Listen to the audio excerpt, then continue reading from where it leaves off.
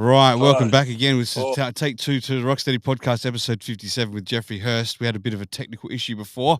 Jeff hung the fuck up and we couldn't get back in, right? We couldn't connect again. But that's all good. We're working now. So what's going on, Jeff? All sorted there? Yeah, I'm good. All right. Had a busy day, but chef time now. Relax. That's it, mate. You just take a couple of hours. We're just going to talk a little bit. We've got a few people joining us on Clapper. Welcome to you guys on Clapper. And Mrs. Red Rose says, good morning, gentlemen. She's all the way over in the USA. So thanks for joining in, Rose. It's pretty fucking early there, but she gets up for this show. So thank you very much, Rosa. Jeffrey, man. Oh, that's good. Mate, look. How's Mr. Rose? How's Mr. Rose, the lethal weapon? How is he? She's joining us on Facebook. So you can leave a voice message. So if anyone wants to leave a voice message, Jeff won't be able to hear it, but I'll be able to replicate the message. Go to my Instagram _Rocstedi, leave a recorded voice message, and I'll be able to play it on the show. And you can also text from whatever platform you're watching from, and it'll come up on the platform for us to read out to Geoffrey as well. But Geoffrey, mate, been looking forward to chatting to you for a while. We've said it for a while. Yeah, you didn't even know what a fucking podcast was just a few weeks ago, right? I thought you were a technophobe. one of the technophobe. One of them that was like got a PlayStation at 50 years old and doesn't know what a job is. But I'm completely wrong. Completely fucking wrong, right? I work hard and I don't play PlayStation, but I love my tech. You're right in that part. But yeah, mate, this is just look, a bit of a rundown, right? It's probably no different to how we've met and spoken on the social audio, as you know. I'll get into that a little bit actually. So it was about probably about October last year. A buddy of mine from TikTok says, you got to check out this app called Clapper. It's all right, check it out. It's a bit like TikTok, because TikTok's a bit fucking cancel culture, you know, like you get banned for this and banned for that. Fuck, can't say this, can't say that, you know. And that's just like me to get banned and shit. So jumped on Clapper and started to meet a few people around there. Started to do a couple of Shotgun Candy shows on there, which is where you first came across, right? Come across one of our shows there, listened to our banter, and then it was around Christmas time where we started to get a little closer, and then we hit it off from there, mate. We've had some fucking absolute laughs on the radios on Clapper. We've done quite a bit of roasting. We like to friendly troll, harshly but friendly, you know, with good intentions. And I'm just growing to love you, you know. So you've been a fantastic guy to get to know, mate. How long have you been on Clapper for? I don't know, really. Probably a year or just over a year, maybe. Right. Hey, mate. How long have I been on Clapper? She's busy with the kids. Right. Yeah. How long have I been on Clapper? Over a year, just over a year-ish. Well, it's been good, man. Like, it's been a good place for us to like connect. And obviously, I was on a couple of other platforms before. You heard us be on that fucking shit ass app Stereo and got booted from there and other places. But it's a place where we can fucking speak freely, which is good, right? But well, what it was, we had something in common with having an autistic child. You've got two. And I stopped going to the pub because when I left him, he'd sob and he'd be like that until he fell asleep on me. He'd wake up all right. And as he got older, I didn't like what it was doing, so I stopped going to the pub. And I'd just have a drink in the house. And then I found the app like this, you know, Clapper. And it was just like going to the pub. Everyone was around you. You know, you'd have a laugh and things like that. And yeah, I mean, no one would ever think you would meet people that you connect with, or that you care about, or that you know. How can I put it? Love. You know what I mean? It's a really strange thing, and it's not like TikTok. TikTok's a pedo's playground as far as I'm concerned. Yeah, I couldn't agree more.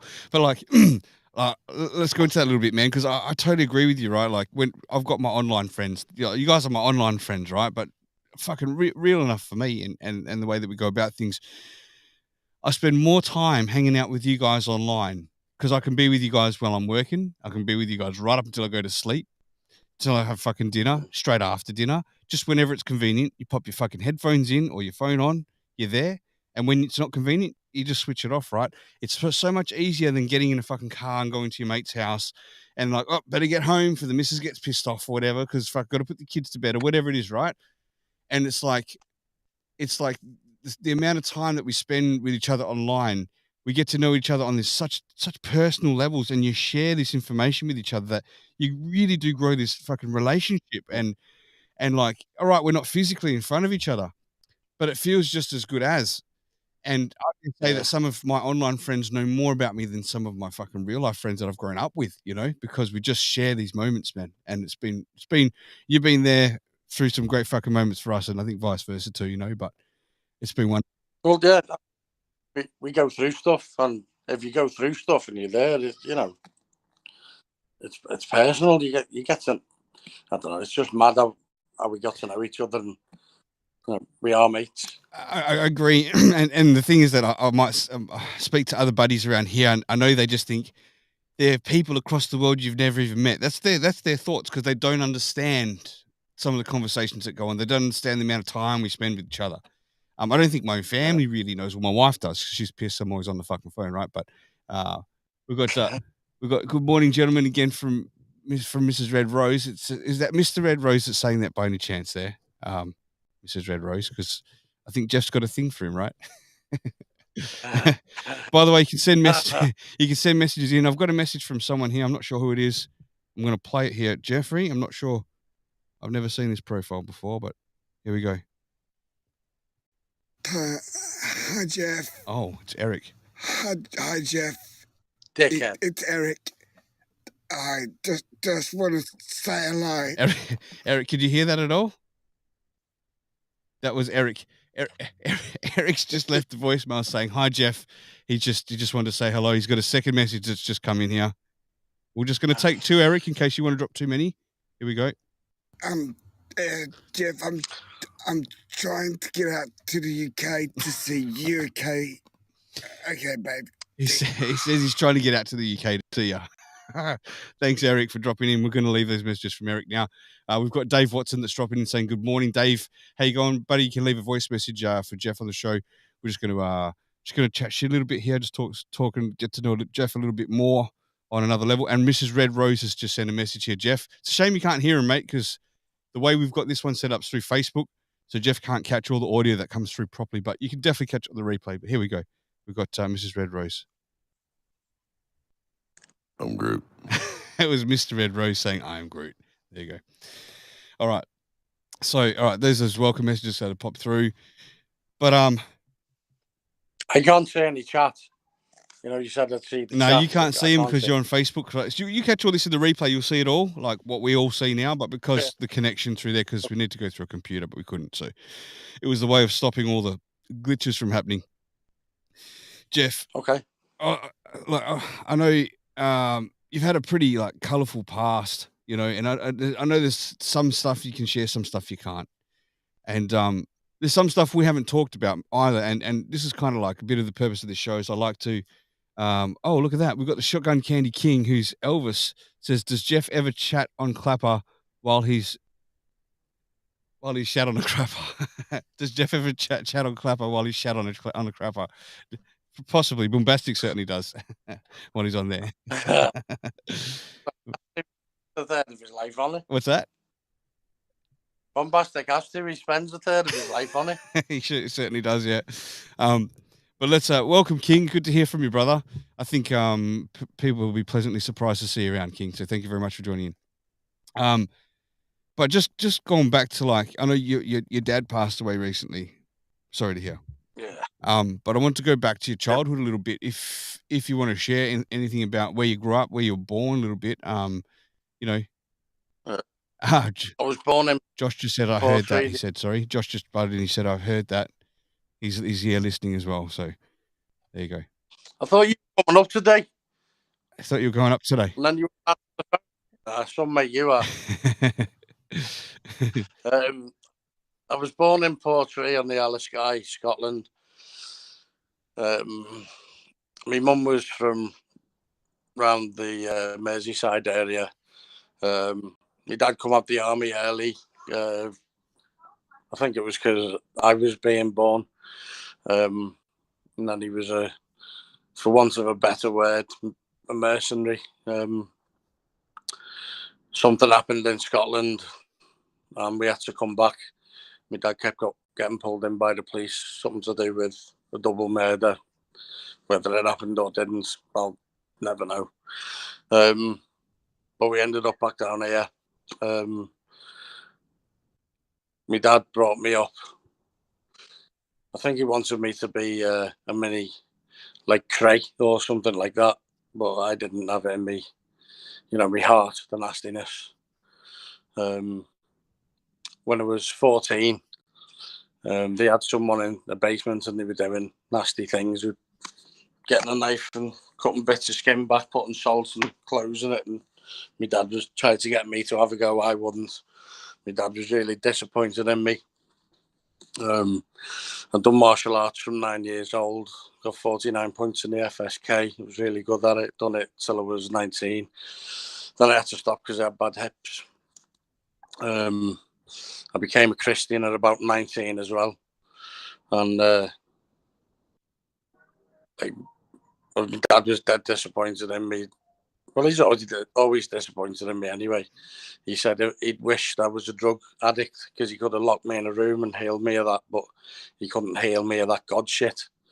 I was never good enough for my dad. Well, let's just stop there for a tick. I want to ask, so, like, your dad sounded like a hard man, like a hardened man, wanting to do these bad things. I'm trying to word this without trying to make anything sound incriminating, I guess, but he sounded a bit gangster. I suppose he was, but he was stupid as well. He always had his own businesses, and every one of them failed. I'm taking nothing away from him, hard working wise. Sure. He's a very, very hard working man. Within that, I also had a stepmother from 10 years old, and I've got a 2.5-inch scar down my face. I noticed that. My nan, she done that. I was made to sleep. I was made to sleep in the shed with the dogs, but they actually protected me from her sons. And they done all manner of stuff to me. It's not stuff I ever go on about unless I'm asked.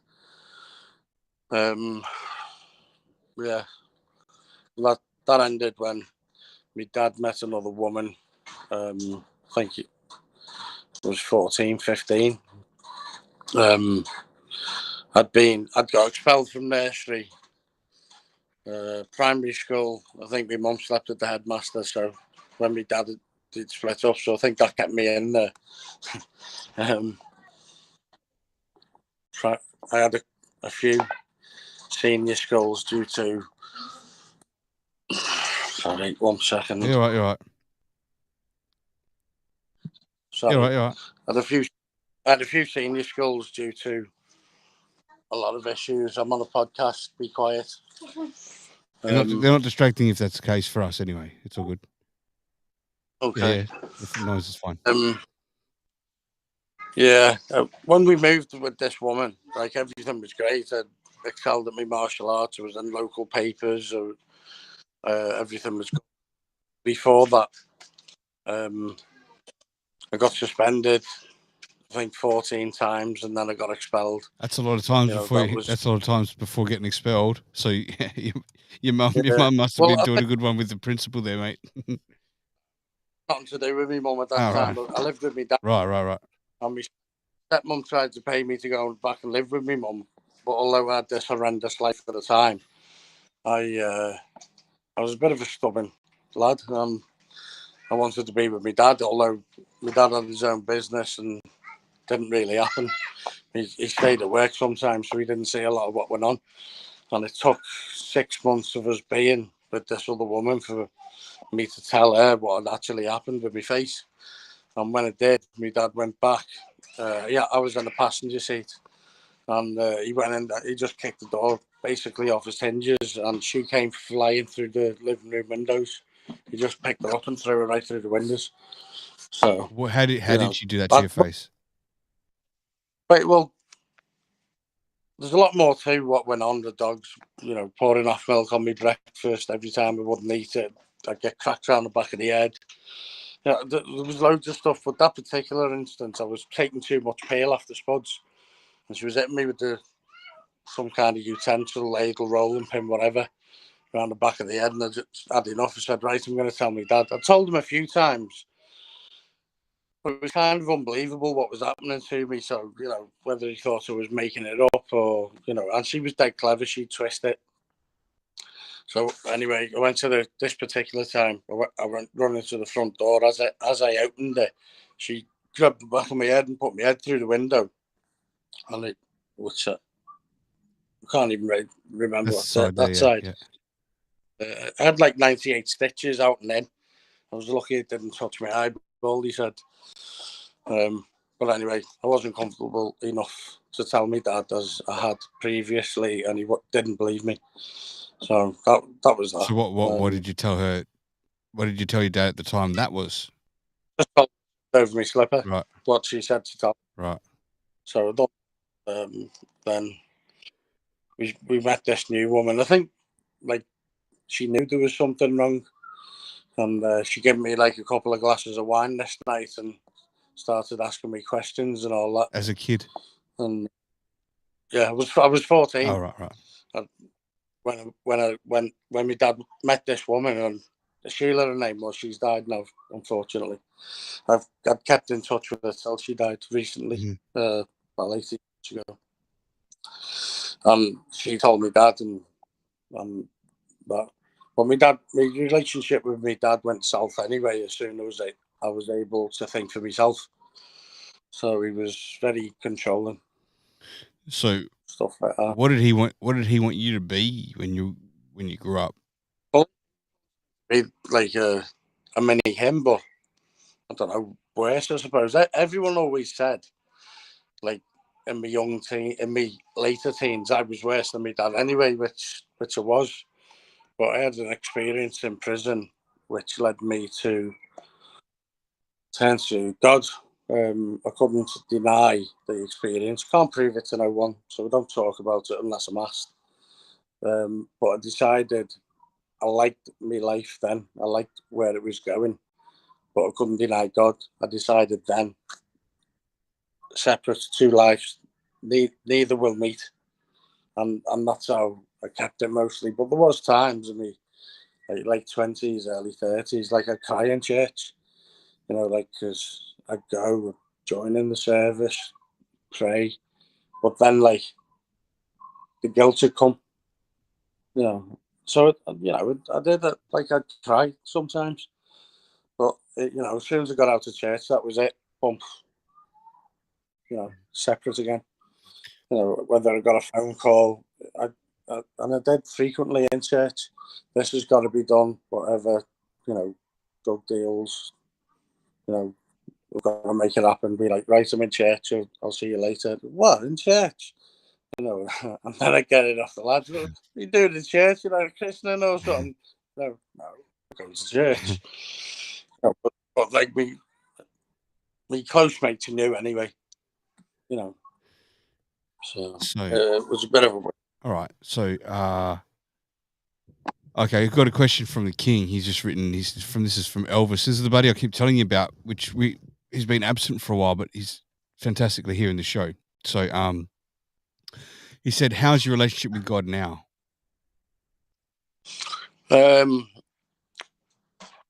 It's good, except that I had a stroke in 2017. If God wants you or wants to stop you, they'll slow you down. And I guess the only way he could stop me was by stopping me dead. I'm disabled now, so I couldn't collect the debt. I couldn't front the debt. I wouldn't try to. I'm disabled. But the problem I've got now, because I do have Vickers as friends. There was two here, I'd say 6 weeks ago, 2 months. And we had the steak and everything else. We sitting around drinking. And believe it or not, they were here with me, another group of mates I've got who were all bikers. Right. And we actually played a prank on them because I said, listen, you two get here at 7:15. When they come in, we'll be playing hymns on the YouTube, like, so when they walk in, because normally it's a bit of AC/DC or some kind of metal, And he walked in, and I forget what it was, but we had these hymns on. They were going, all right. Yeah. You were quite the host as well. You were quite the host because Mr. Bombastic went up there to see you not that long ago with Gangster Granny, right? And yeah, you put on a good spread for him. Booms reckons it's everywhere you went in town that you're a well-known man. You knew the local butcher pretty well, and you put on a good feast for him. Yeah. Well, cooking's a passion, and love is an ingredient. You can do the same dish twice. If you can't be arsed one time, we've done it exactly the same before, where you really wanted to do it, you can taste it, believe it or not. Yeah. And I have a passion for food. But going back to the God thing, my relationship, the only bit I struggle with now is I could fully give my life to God. I could just go, yeah, great, and walk in. I can't deal with the guilt that I can just walk in, because if I was to wake up tomorrow and be healed and everything, I'd get up at 4 o'clock in the morning to go back and do what I did. So that's what I struggle with, and that's what we discussed, and that's the answer to that. Sure. You have trouble sleeping a bit because of that too, yeah, or not? Oh yeah, I used to be able to sleep on a washing line. In fact, I'm on YouTube a couple of times. I sleep in people's gardens after, a few. One of them, I've got mosquitoes all over me, and the close looking at the mosquitoes. I was itching for a week or more. The bastards just videoed it. They didn't get them off me. But anyway, another story. Just take us back a little bit to when you left school. So, how old were you got expelled then? Vickers and Bikers should be the name of your autobiography, is what the King said. And who's NLC Nickel Nasty Sup? Are you gonna have to tell us what your other name is that we know you by, because I don't recognize that one? Sorry, but yeah, what's up? What's going on? Thanks for joining in. So how old were you when you got expelled? So it was about 13 or 14, and it coincided with going through this other woman that my dad was seeing. Bear in mind, my dad had loads of other women, but the ones he actually lived with. Forward, yeah. So it coincided, and it worked well for me, because I left the whole life behind. Because I suffered a bit of bullying, although I was a really handy lad, and it was never nice when I got hold of someone, because although my dad had money, he was tighter than it. I might not be able to. He was tight, so he bought me a uniform that was too big in the first year, and he said, "That's gonna last you till you leave school." And by the third year, the sleeves are up here, the pants are up there. I'll never understand his mentality. It's not like he didn't have the money, but it caused me like a really awful lot of problems in school. Sure. But there was one main lad, like Lee Batty, his name was, and I hope you're watching, you little prick, because it was basically because of him. I mean, the constant, and I battered him every time. He was only 4 foot nothing. He used to stick my hand on his head and he'd be going, I'd literally, Let him have it, anyway, here, Jeff. Let him have it. Tell us what happened and let him have it. Later in life, he was renting a flat off me, and 3 months rent, So I was like, yeah, come on, Joey, one of my mates that used to evict people with, shall we say, and open the flat, and could not believe what I seen. Have you all seen Rocky? Yeah. He's there jumping about to Rocky. Telly class doesn't even know we've let ourselves in. Me and Jerry just go like this. Well, that was it. 3rd floor window, right? Straight out. He must have been on drugs or so, he's there bouncing about in front of the telly. what a nugget, you know. Third floor window, fuck off, evicted, out. He must have been on drugs. He just bounced and run off. Oh, Jesus Christ. I couldn't believe it. But anyway, that again is another chapter. Fuck.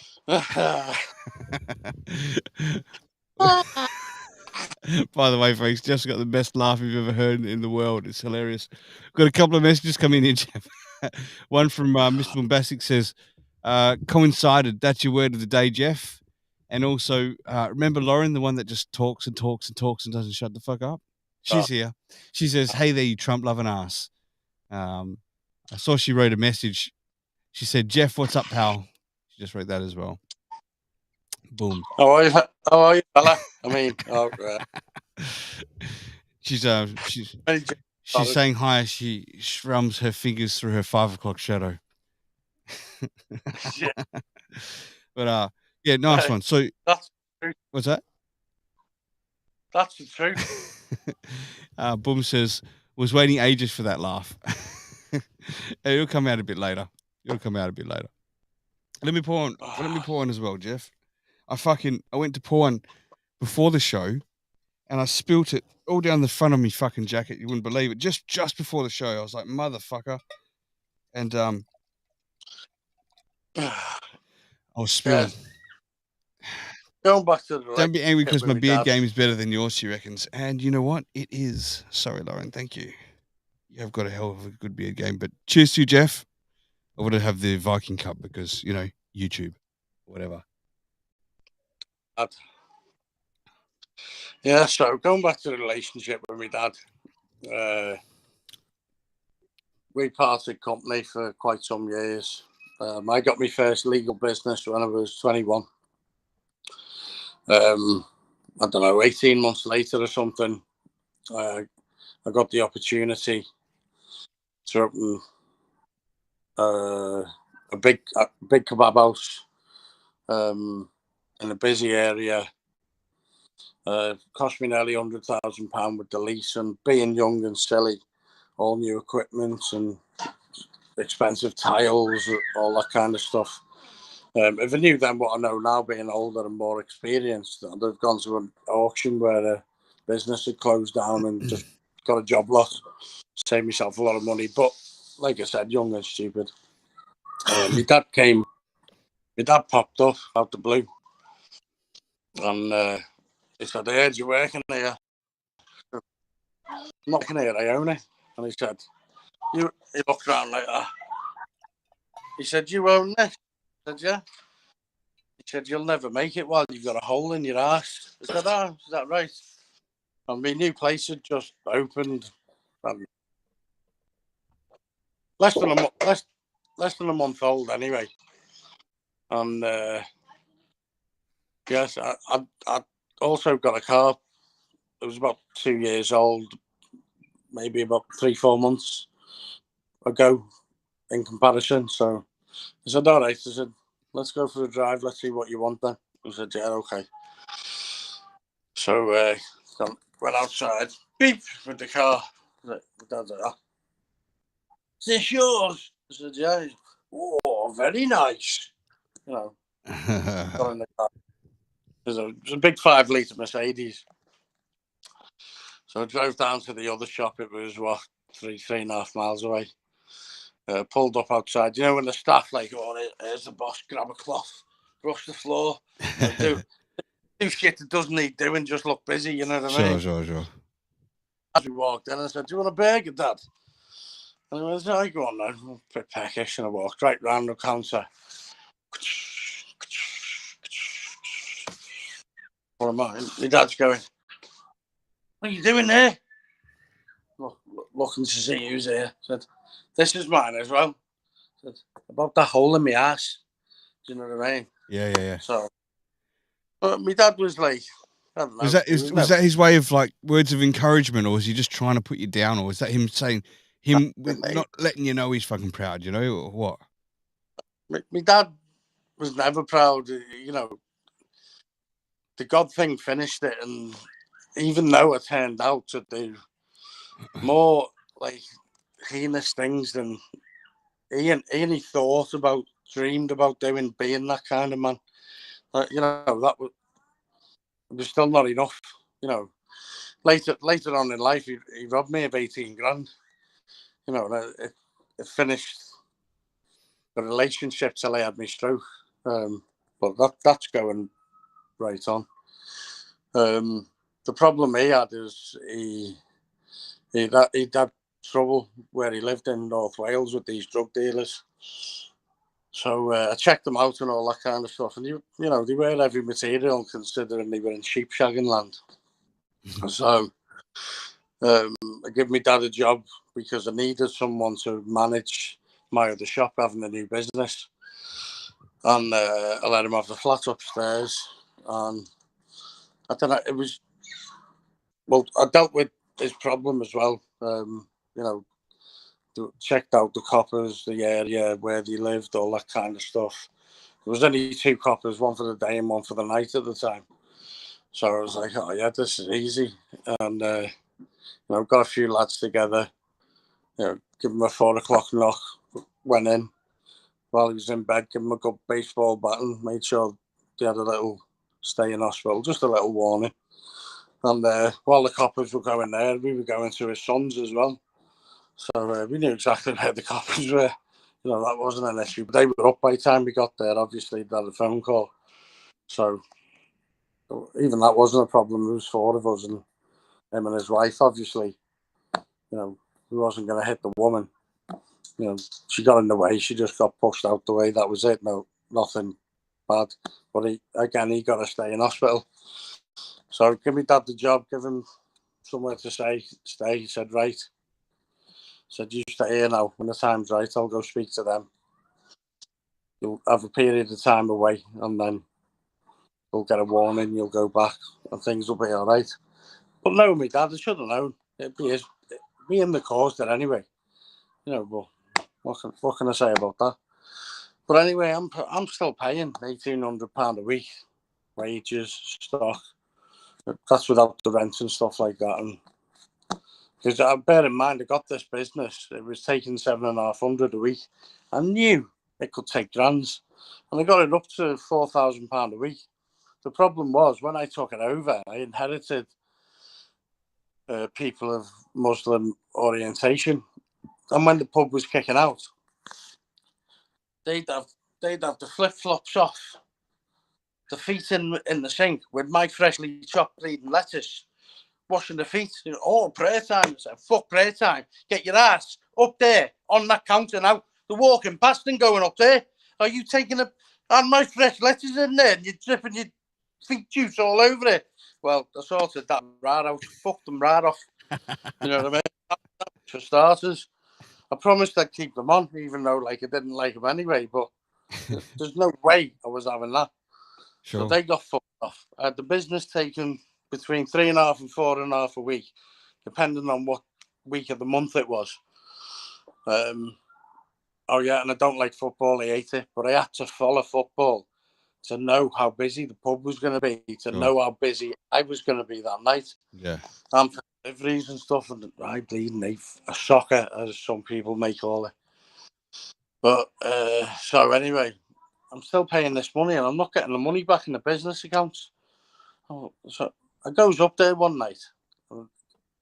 I had 2 girls there, and he started crying, going, "Oh, if we ring him, he gets upset. He's got this girlfriend on Plymouth Avenue." Well, I royally seen my ass. Not only had he drove the business into the ground, he'd been stifling all my money I'd been giving him. So anyway, I goes there. Nion kicks this bird's door through. Absolutely go nuts at him. I said, right, you're going. You only ever bad news when you're in my life. So went and seen these guys in Flint. Said, listen, your dad's coming back. You're not going to do anything if you do. The trouble you've had getting your stuff, because you haven't been able to get it through the way you've been getting it. You've had to go to Manchester or somewhere else. But I know you haven't been getting it through Liverpool. And we looked at each other and went, I said, so whatever you're thinking about, don't bother. Yeah, you'll be able to do me in here and now, but what comes, you won't even fucking see it. My dad's coming home, and you're going to let him live his life, or there's going to be real fucking trouble. So either live and let live, or don't and see what happens.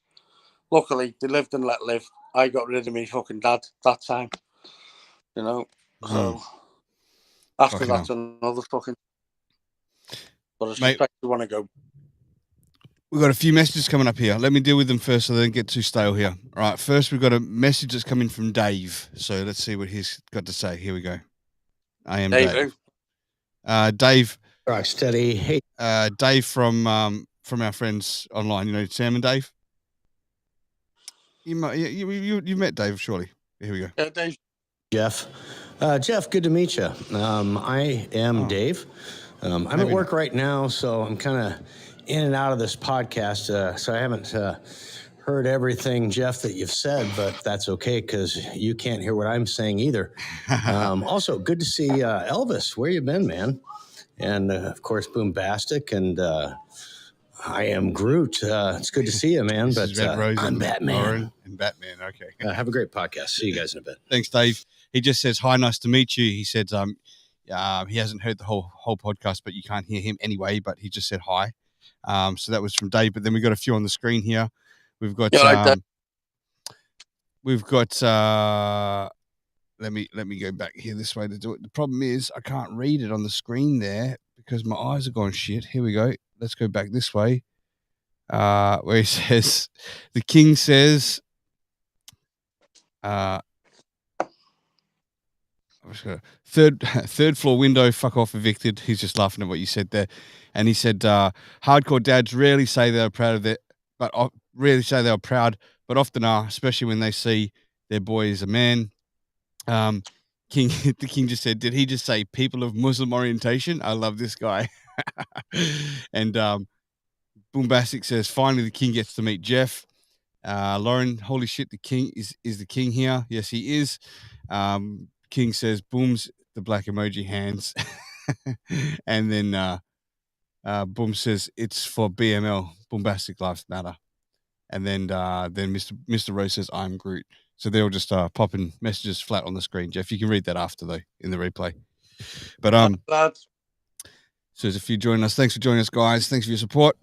And you'll all get a shot to be on here because we're just doing this podcast with my friends. It's the next 50 fucking episodes of Meet My Motherfucking Friends, which is great. Just getting to sit down and bullshit with my buddies a bit. And Jeff, who's like kind of one of the newer ones to meet our crew, even though it's been the last 6 months, Jeff, but it's been fucking good. It's been fun, mate. Yeah, that's for sure.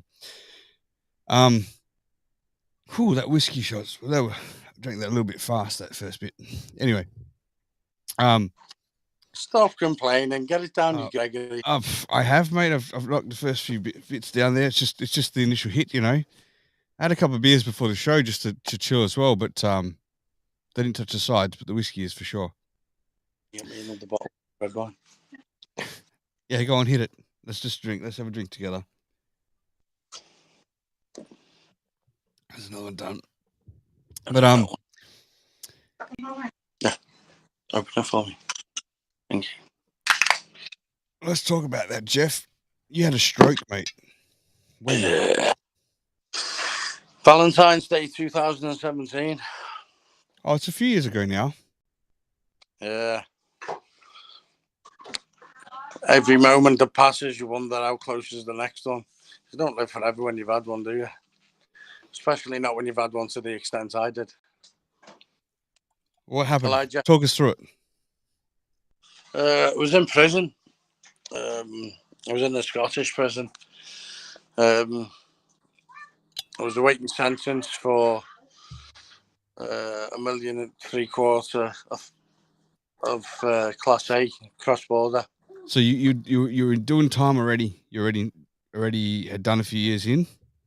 Yeah. I pressed the bell about 1 o'clock in the morning.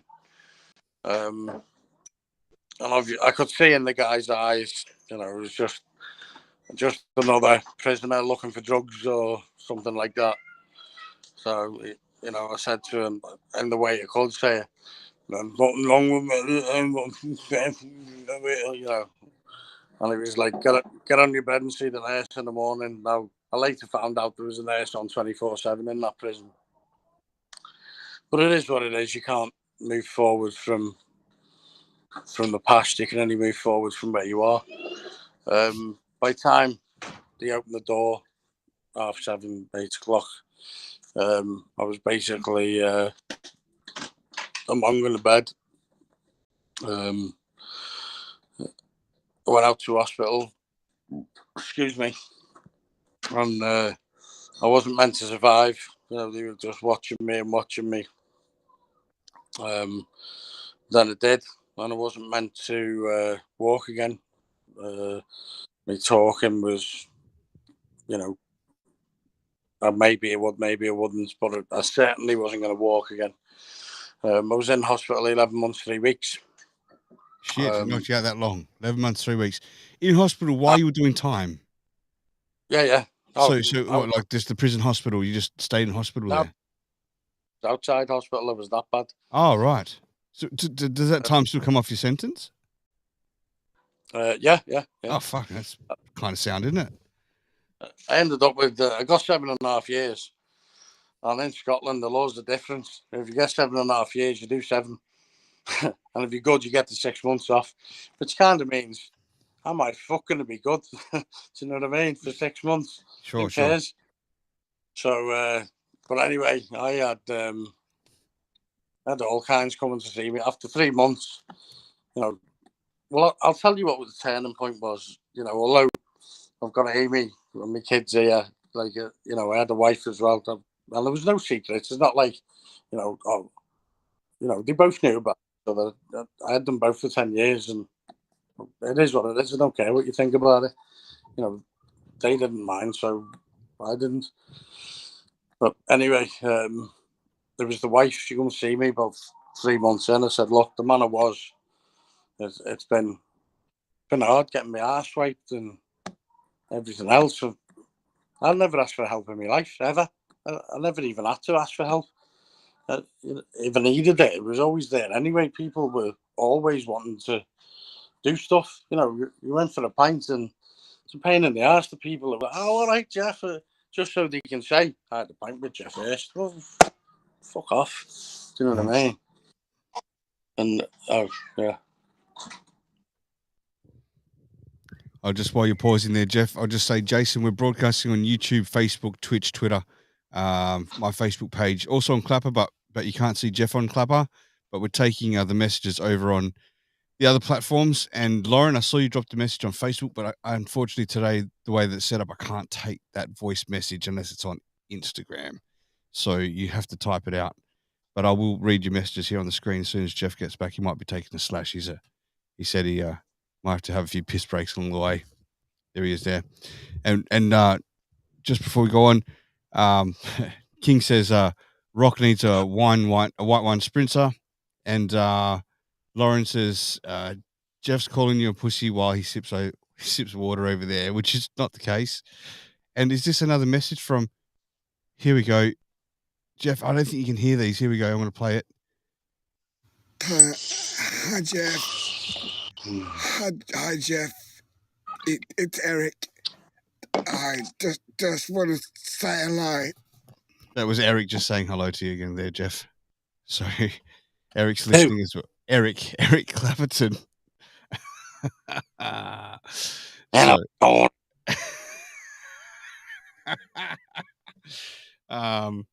By the way, I did see that clip you sent me. Yeah, prick. Hang on. I sent the clip that was on his profile. I didn't do it. Oh, what? Yeah, I said, did you see this? If you click it, I thought made it up. No, it's on his profile, mate. Okay. So, Eric, I know you're listening. I know Jeff's an admirer, so you have to take that up privately with him after. I'm surprised that after.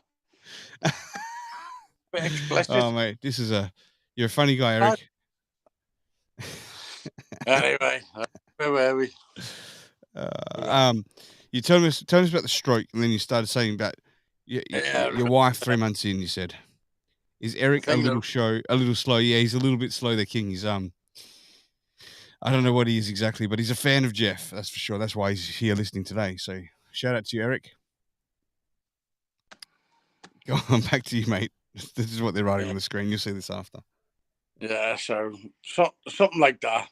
I don't know what to say. No, I'll back you up here. So you had the stroke and you were in hospital. It was that bad, and then you said that Amy and your ex-wife knew about it. So They knew about. I was seeing them both. So you were seeing both of them, yeah, and they both knew. Yeah. Yeah. So I mean, basically, like the wife was there because, at the time I had very, how can I put it, very open-minded sexual tastes, and we used to go to hotels once a month and pick up other couples, and she fulfilled that side of things. So you're swinging. Amy's like, she's a proper mum. She goes to church. She's that side of things. Yeah, but your ex-wife wasn't. She was the other way of things. So, like 3 months in, it became apparent I was going to live, and the nurses said they'd never seen anybody so determined to live. Although in my head I was in turmoil, but I suppose it helped, like the G4S being there, because they're just G4S. They look after you while you're in prison, make sure you don't run off and think, not that I can fucking run anywhere, stupidly enough. They help them be in there because some of them are failed police officers. They can't get in the police, they can't get in as a prison guard. So that's all they can do. So some of them are quite bitter. Don't get me wrong, some of them are all right. And I did get on with some of them. But some of them really that's a lot of them have got that fucked up mentality, right? They're fucking unemployable anywhere else. They're pieces of shit. Most of them are. I won't say all of them. You've probably got that odd person who's there to actually want to fucking help out and actually want to fucking see you straight. But for the most part, these prison guards are fucking wankers, and I heard nothing but that from fucking everyone. And if you're a prison guard, fuck off this show. So basically, they helped with a bit of determination as well, because I didn't want to show weakness, and like it changed when you're brain damaged. It changes your personality as well. An example: Free Willy was on the telly, and I started crying. And I'm like, my actual consultant. Now she was a dog's bollocks. She really was. I think she was lesbian because she had the head shaved that side. Proper dark. So, and she be detached. Do you know what I mean? And but we got on. We both down to earth, both like matter of fact, dead straight. Like when they had my second stroke and it was 3 o'clock in the morning, she had lines on her face where she'd been on a pillow. That's how quick she'd rushed into me. Mm-hmm. You know what I mean? My head was in the thing. And I come out and I was like, tell me the truth, Dr. Slavin. Is this it? Am I gonorrhea? Like, am I going? And I just seen the swallow. Now that was not her. She was detached. She'd done a job. But I seen her swallow. Now seeing her swallow, that was like, this is serious. Do you know what I mean? And she said, Jeff, I don't know. Do you know what I mean? Yeah, right. That like right there and then, woof. But anyway, the wife, 3 months in, I said to her, listen, the man I was, imagine me going home, the enemies I've gotten, the laughing and everything else. I said, I'm not asked about that. I'm a little bit. But I said, living like this now, I'm never going to be who I was. I said, should I start putting some tablets aside and do away with myself when the time's right? I won't tell you. I'll just do it. But I'm asking for your opinion. And she said, now listen to this. My wife said to me, it would be better for me if you did. That right then and there just went, spun my head right round. Bump. And Jeff was back in my brain. And I went, fuck you. I didn't say it. No. My head. Yeah. Fuck you. I'm getting better. just to fucking leave you, you fucking slut. Do you know what I mean? Right? So right then and there, Jeff was back. And I did start walking again. At first, I had a cage around me, and right. this big walking around, you know. So eventually, walking with a stick. Now, I'd see people on the ward that you could tell in their eyes they'd given up. They didn't want to keep going. I'd heard a few stories from the nurses about when people give up, they die. They gave a few examples as well, because I got dead close to the nurses, right? And so much so, my consultant, if ever there was an issue, she'd get right onto the prison and get the laws per se, what these idiots had to follow. She'd get them changed for me. She'd be like, no, that's what he needs, right? And these hated it. They fucking hated it. But like there was this particular woman, she couldn't have been no older than me at the time. And she was like, and I sat down next to her and I went, whoa, you can't do that. And I've got this fucking chain on me and all that. So where am I going? I said, look at her. I said, I'm just going to give her a few words of encouragement. You know, one of the, I don't know what you call them, but a top nurse, you know, running the ward that day. She said, well, hang on. Like that, because he was trying to get me away. He said, listen, I can't get any closer to you, but I've been there. I feel what you're going through. You've got to keep fighting. I was not supposed to walk again. Look at me with a stick. I'll be like this for the rest of my life. But I'll keep going, keep trying, keep fighting. So from there, my consultant actually got me a bit more freedom to go talking to some of the, because it was a rehab hospital. That's where it was. Then she got me like I could go round and I could talk to them. I could give them encouragement.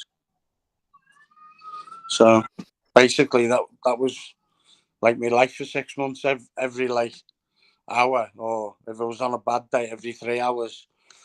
Like the whole ward was like a square. I'd do a lap. If I spotted someone that I thought needed a word, that's what I'd do. So, but they all love me. They come in for a daily joke. You know, how close towards the end of your sentence was this? Well, that's what I was going to have a laugh. Well, that's another story. This guy's laugh is the best.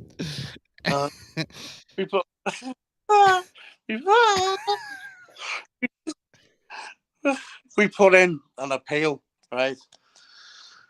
I got 7.5. Gonna do 7 years. I don't even know what's the year, 2023. I shouldn't be out for another year or two by rights.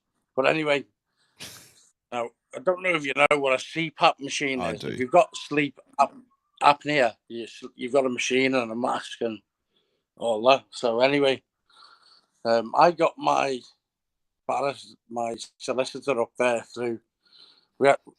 We all use the same barrister down here, and she's dodgy as fuck. I mean, but back in the day when we all used to do like coke and all that, you know, shit. We get her around here. I come round, give her some advice on this. You know, she come round. We give her a couple of £100 for the time. But once you give her a line, that's it. And Nick has slid right off her. Do you know what I mean? That was. Oh no, I can't. You know, be like, just one for the road, just so we know we can trust you. You know, give her a laugh and all that. You know what I mean? I would have been a vodka. Well, that was it. The knickers would slide off like butter. Fucking hell. The stupid sex we had with that. Fucking unbelievable. It was great. Anyway, that's another story. So, by the way, so she's dodgy as fuck to say the least. Do you know what I mean? So I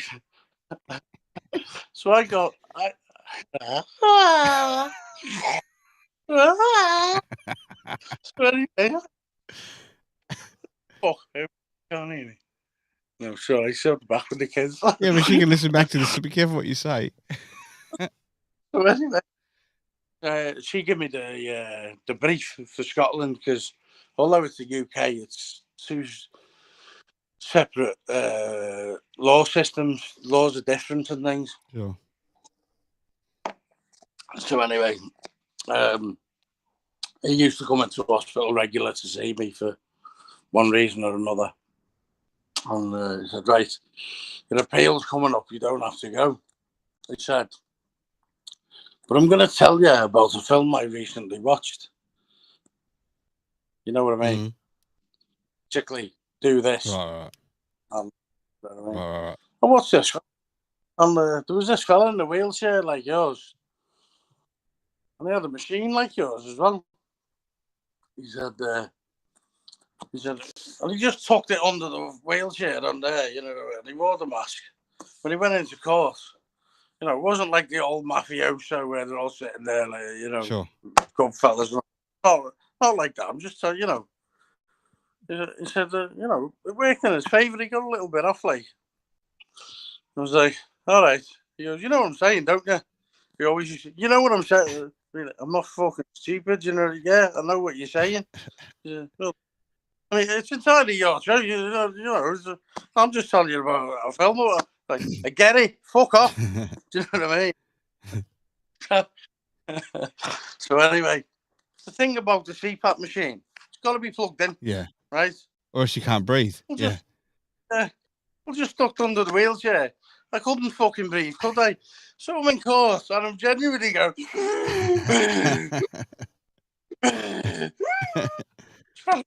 know, I'm going purple in the head and everything. Normally go red in the head just from talking. I've got heart failure now. So I do breathe quite heavily. But, like, I mean, I really was trying to breathe. So I'm going purple. So I'm sitting there in court, and the longer this bastard, fucking 90-year-old judge is taking to read through the paperwork, and look at him. Oh, by the way, it's hilarious. Is that my references? I know professors. I've got one of my good mates. He's a professor at John Moores University. Someone I go to church with from my first church. So he's known me since I was 19. And he really doesn't do references for anyone. He done me one. My very best mate, he's like 2 down from a bishop. You know, he's the old vicar from here. He's one of us. He really is one of us. You know what I mean? I could tell you a few stories about this guy. And there's the new one. So, I mean, I've got all these top-notch fucking references. You know what I mean? And this judge is looking at them. He's looking at me. And he's looking at my criminal record. And he's looking at these references, and he says, Mr. Hirst. And I'm like, yeah. I'm going away to check these now. Because I don't fucking believe it. He didn't say fucking, obviously. I don't believe this. Not a fucking chance. He goes, none of any one of these is not fucking true. I'm going to add to your sentence, not take anything off it. Shit. Goes away. Right. So anyway, I'm still sitting in court, aren't I? So I've pulled the mask off a little bit, trying to breathe through the hole. You know what I mean? Yeah, it's fucking terrible. I'll stop you there. Right, so when you've got a CPAP mask, right? Because I use one too, because I snore like a motherfucker, right? If the machine's not plugged in and running, the air it's totally restricted. You can't just have it over your nose because it fucking stops you from breathing. It does not work, right? You have to breathe through your mouth, or you're not breathing through your nose. So that's what Jeff's talking about while he's gone off for a quick slash to do that. I can't wait to read this out to Jeff when he gets back for what you said there, Lauren. But anyone who wants to leave any voice messages, do so for when Jeff gets back. We can play them for him, and I'll have to repeat them for him because he can't hear them today on the show. But Jeff Lauren says, if your neck wasn't so thick, Jeff, you'd be able to breathe better, is what she said. That's what Lauren said. Well, not true, because I've had one since I was 20. Me also. I've had, yeah. But when I was fit as, I still had one. Even when I didn't have, basically, I've got the best six-pack in the world, Lauren. You'd be jealous. All right. Just under there so somewhere. I have to cover it to keep all the women like you as well. No, I'm the man. She says, Rock needs a CPAP because of all the jizz from Booms clogging his throat. Yeah, thanks very much, Lauren. No, I'm just quite restricted. My neck is so muscular that it clogs my throat. That's true. No, but apparently Lauren had to use one because her beard kept choking her at night. Hey, is that a beard or a fucking pubes? Because I imagine they're fucking well hanging out. It's her back hair. That's right. But this judge, 45 minutes later, he comes back and he looks at me.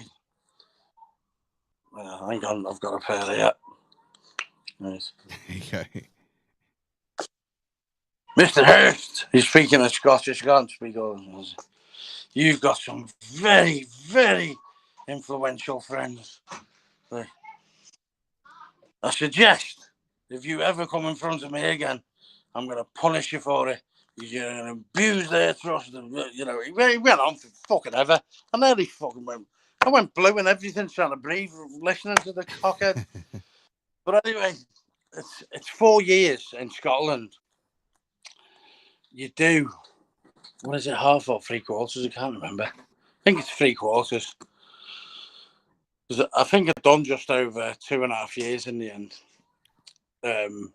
So he lowered my sentence from 7.5 to 3 3/4. If he'd give me that extra quarter, I'd have had to have done basically the 4 years.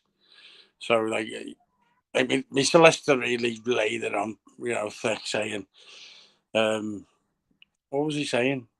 I was a victim of everyone else, and I was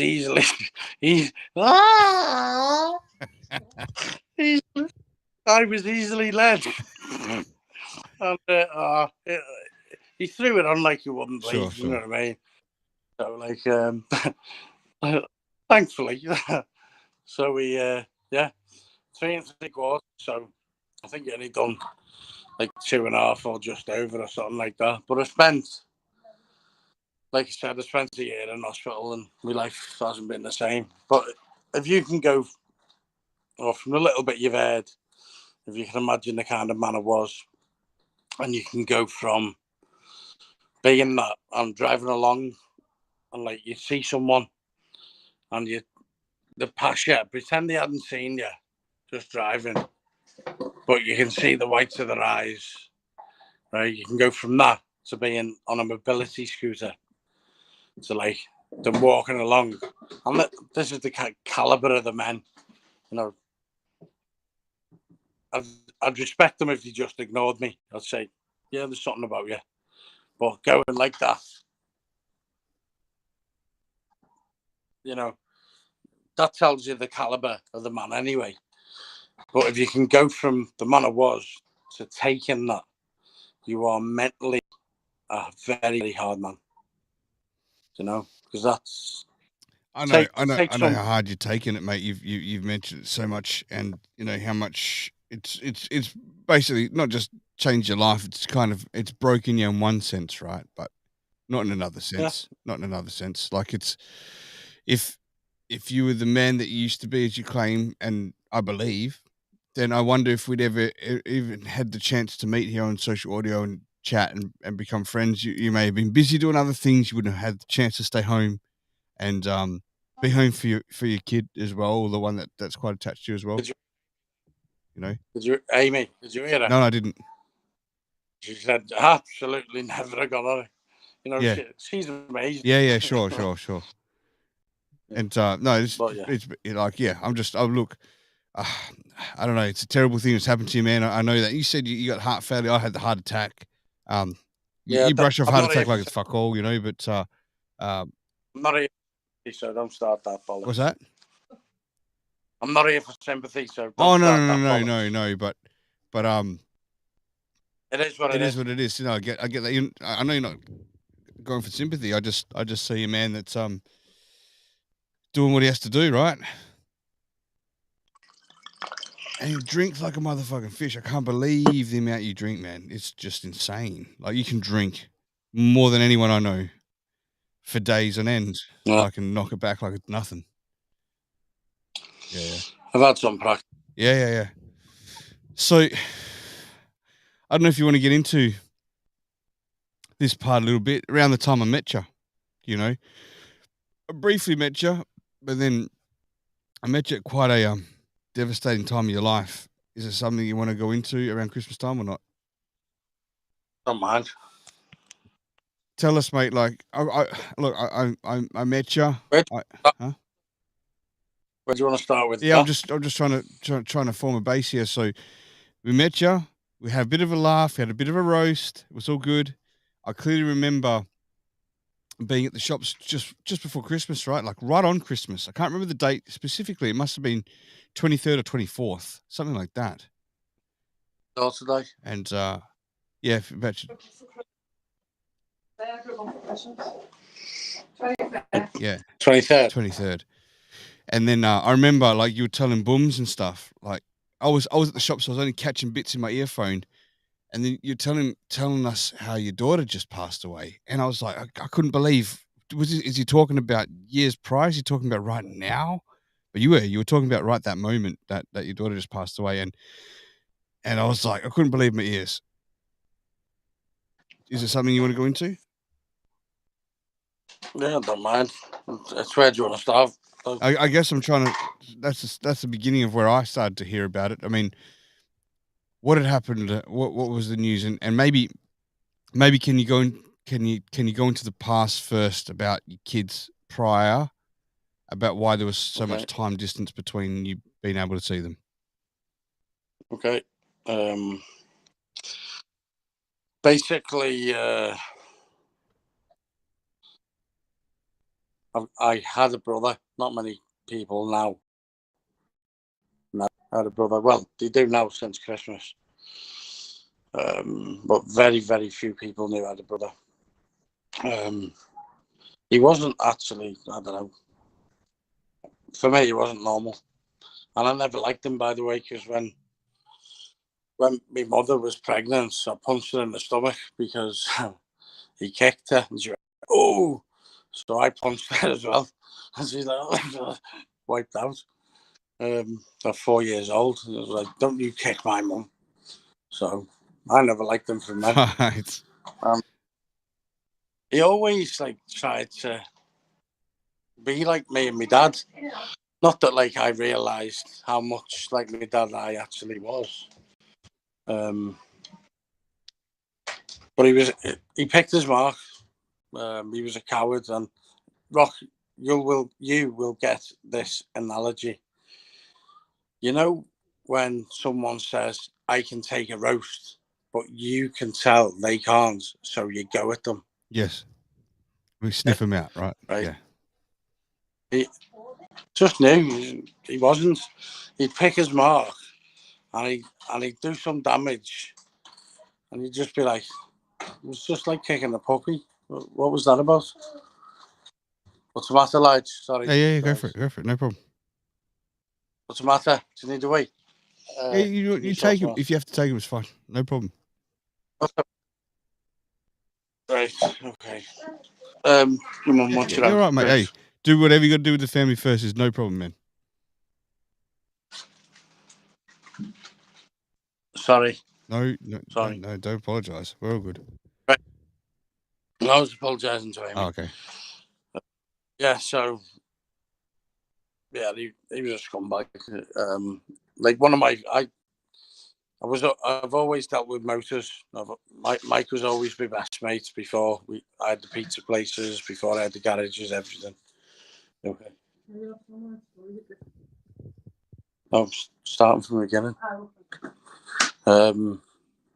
I've lost my train of thought. So you're just saying about your brother, and he was never like you and your dad. You were so much like your dad. He always wanted to be like you guys. You didn't get along with him. And I've kind of just realised how much like my dad I was, but anyway, that's another story, right? So yeah, that's where I was going. Right, we sold this girl a car, Ali, and it was you won't know what it is in other countries. Cavalier SRI. We used to buy them as non-runners or damaged repairables, as long as it was just a bumper or a headlight or a backlight or something. Nothing where the chassis was bent or anything like that close. Why is he in here?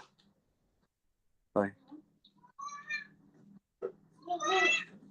So anyway, I kind of wanted to hang out of this bed a little bit, but that didn't happen anyway.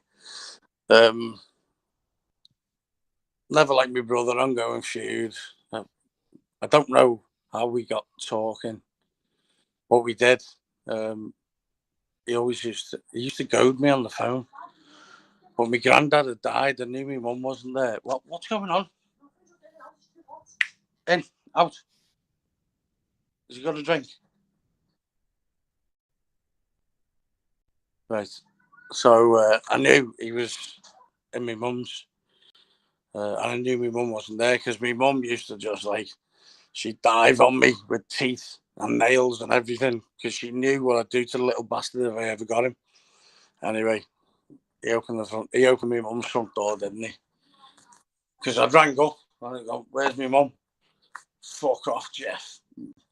For years I had all the texts. I'm not a kid now. When I see you, it'll be a different story. All this kind of shit. So he opened the door. I was like, "Where's my mum?" "At the hospital." And I just went, "Christmas, fuck off." And I hit him that hard. He lifted through the hall into my mum's bedroom on the floor, seeing stars. Didn't know what had hit him. Took my leather off, threw it down, went in, picked his head up off the floor, bang. Picked his head back up and nigh on knocked it off his shoulders. Fuck off. Right. Somehow we got speaking from there. I made an effort. I shouldn't have done. Obviously, I'd gone for a pint with Ali. He come. I don't know. He got with her. He spun my dad's old story from the army about how his license had been burnt in a fire. He said he had a license. He didn't, and he was on the motorway. He was at TV on the M6. It's just a bend going round it. I mean, anyone who's got a license could go round it at 140 and just it wouldn't matter to them. A witness statement said, this guy, he worked at Ford and he'd been there 20 odd years, and he said his statement was, as an experienced mechanic, he didn't drop it down one gear, he dropped it down two and floored it and was gone. Weaved like that, knocked another car down the embankment, spun round, hit the barrier, and he'd run out to the hard shoulder like the coward he was. And Ali got into the driver's seat and tried to move the car, as she did, and another car come round the bend, which, as far as I'm concerned, the bastard wasn't looking where it was going. Not that it was its fault. It was Christopher's for putting the car in that position and lying and everything else, and killed her. To this day, I'm still family with the friends, and her mum passed away a couple of years ago. It's been a really hard relationship. But that said, he got a few months in prison only because she switched seats and tried to move the car, so the court deemed nothing to do with Christopher. That was the relationship we had.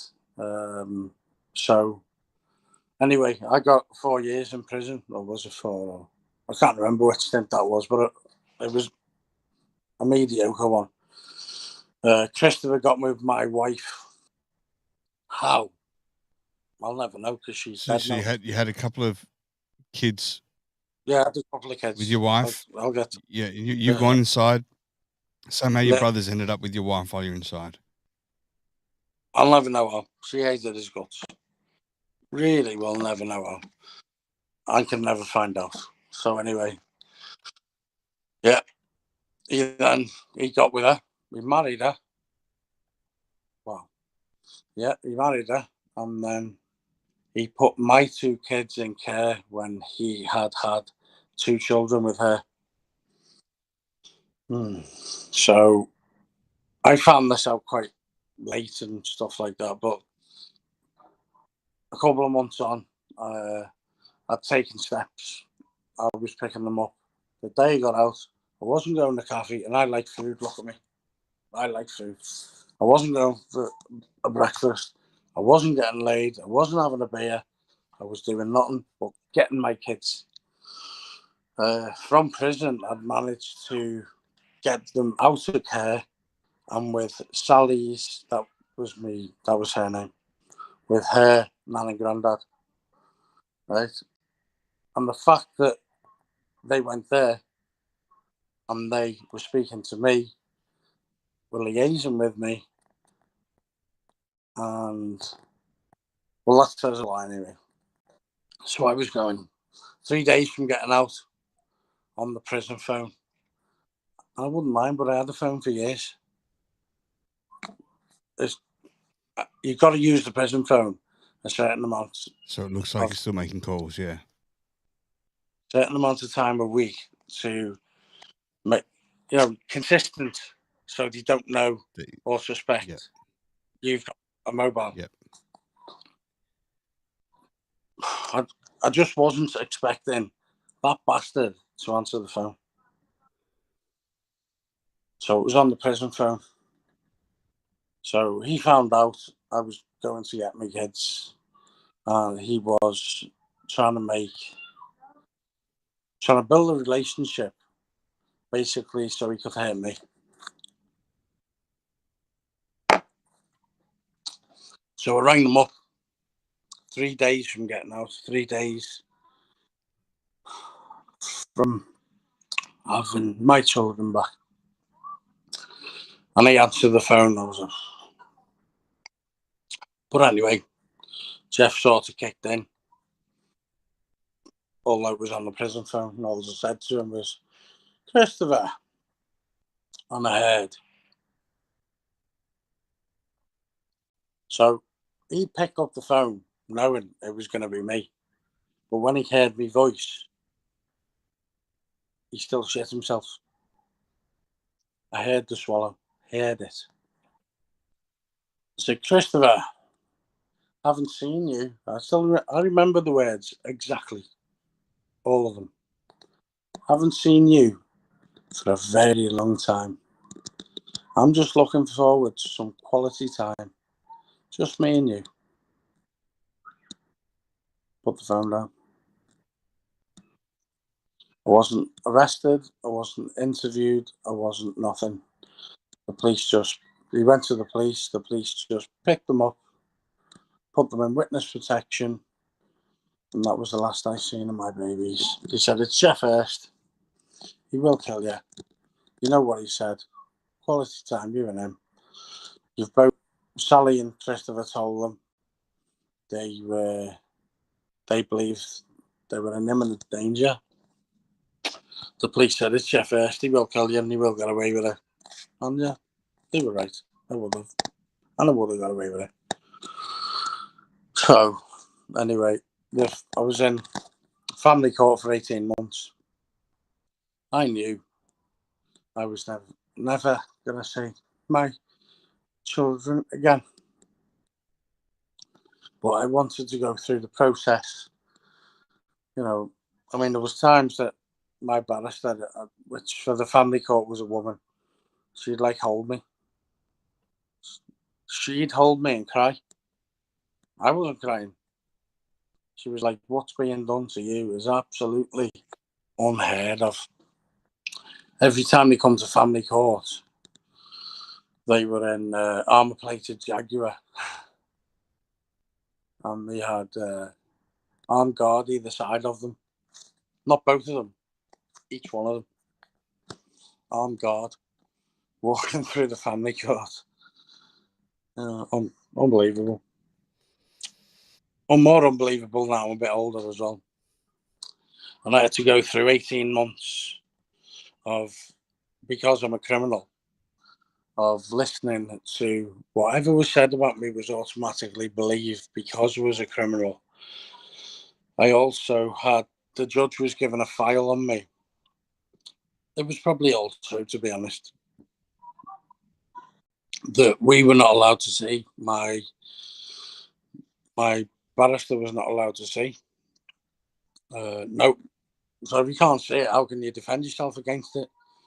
Which probably a good thing, because it's probably true. But anyway, my barrister did argue that, how can we possibly defend against this? I told my barrister, it's an act, he doesn't want the kids. I'm only going through this process for the judge to see it's an act. He can't keep it up forever. So I had to endure that, and for a lot longer than I anticipated. I thought it was going all the way and it wasn't going to be seen. But 16 months in, 16 months, the judge said, I want to make these children wards of court. I am not happy with this family unit. I just went, I've done it. I've done it. The prosecution, I'll call them prosecution, although it's not in a family court, it's different. The prosecution were up in arms. The witness protection police behind them were up in arms. They were like, no, the protected people, these cannot be wards of court, protected people, no. And even though the judge had read everything about me, knew who I was, and everything, and it was probably a lot to do with Kafkas, by the way. I'll tell you about him after this.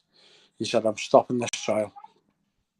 He stopped the trial and he went to the three main judges in the country, in the capital city of the UK, London, and he went to them and he got the law changed for me.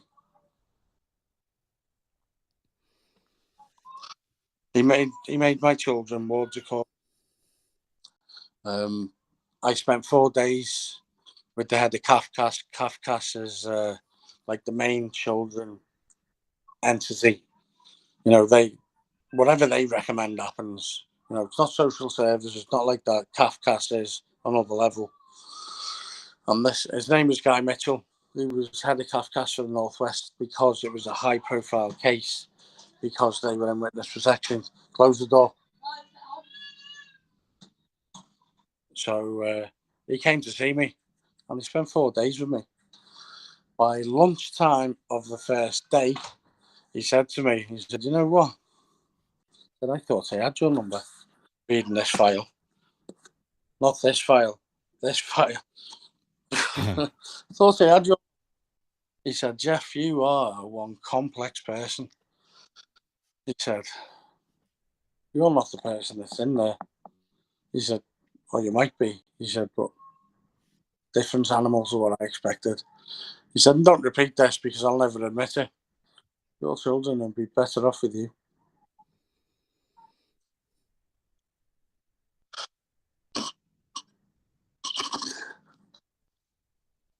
Anyway, in my line of business, my name is Jeff the Cat.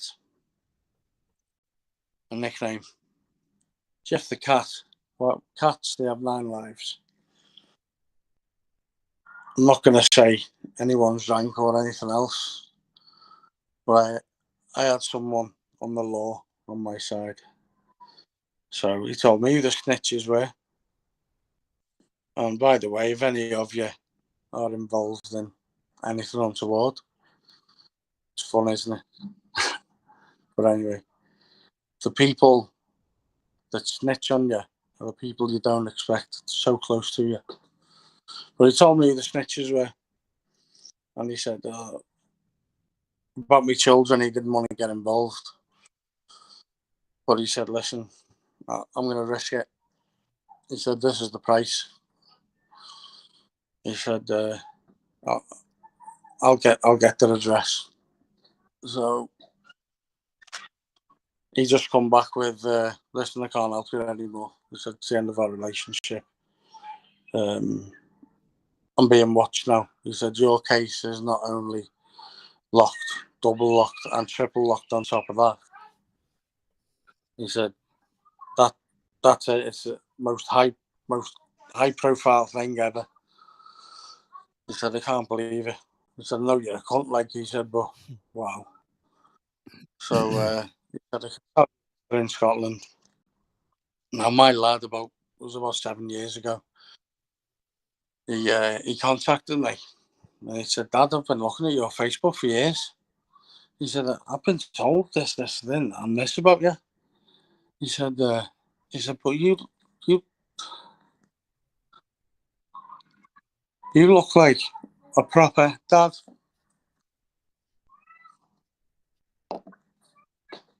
I said, so everything you've heard about me, I'll own it. I said, and it probably can't be exaggerated. Some of it's like off a film. And at that time, my wife was going, why are you letting these people call you a dickhead or say this, and this about you? I'd say, because I'm cleverer than everybody else. While they're thinking I'm a dickhead, I'm a big, fat, arrogant twat. Right? While they're saying that, they don't want to know anything else about me. I'm happy. I'll just crack on. You know? You like, yeah, I don't give a fuck what you like. I'm boxing clever. That's it. Sorry, can you still hear me? Because I'm getting messages. Yeah, I can hear. Yeah, okay. So, yeah, my lad. And he rang me up this night. We hadn't been in contact long. He said, Dad, can you come and get me? I'm in trouble. I said, yeah. I was on that motorway. And I was supposed to take you, 2.5 hours. Took me an hour and 3/4.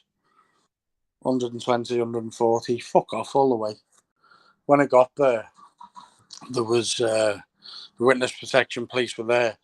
I've down the road, up the road, across the road. But obviously, you'd already told them I'm out. I'm going with my dad and all that. Picked them up, suitcases in the back. I knew what kind of trouble he was in, but I can't talk about it. When I walked in his flat, I seen it. And I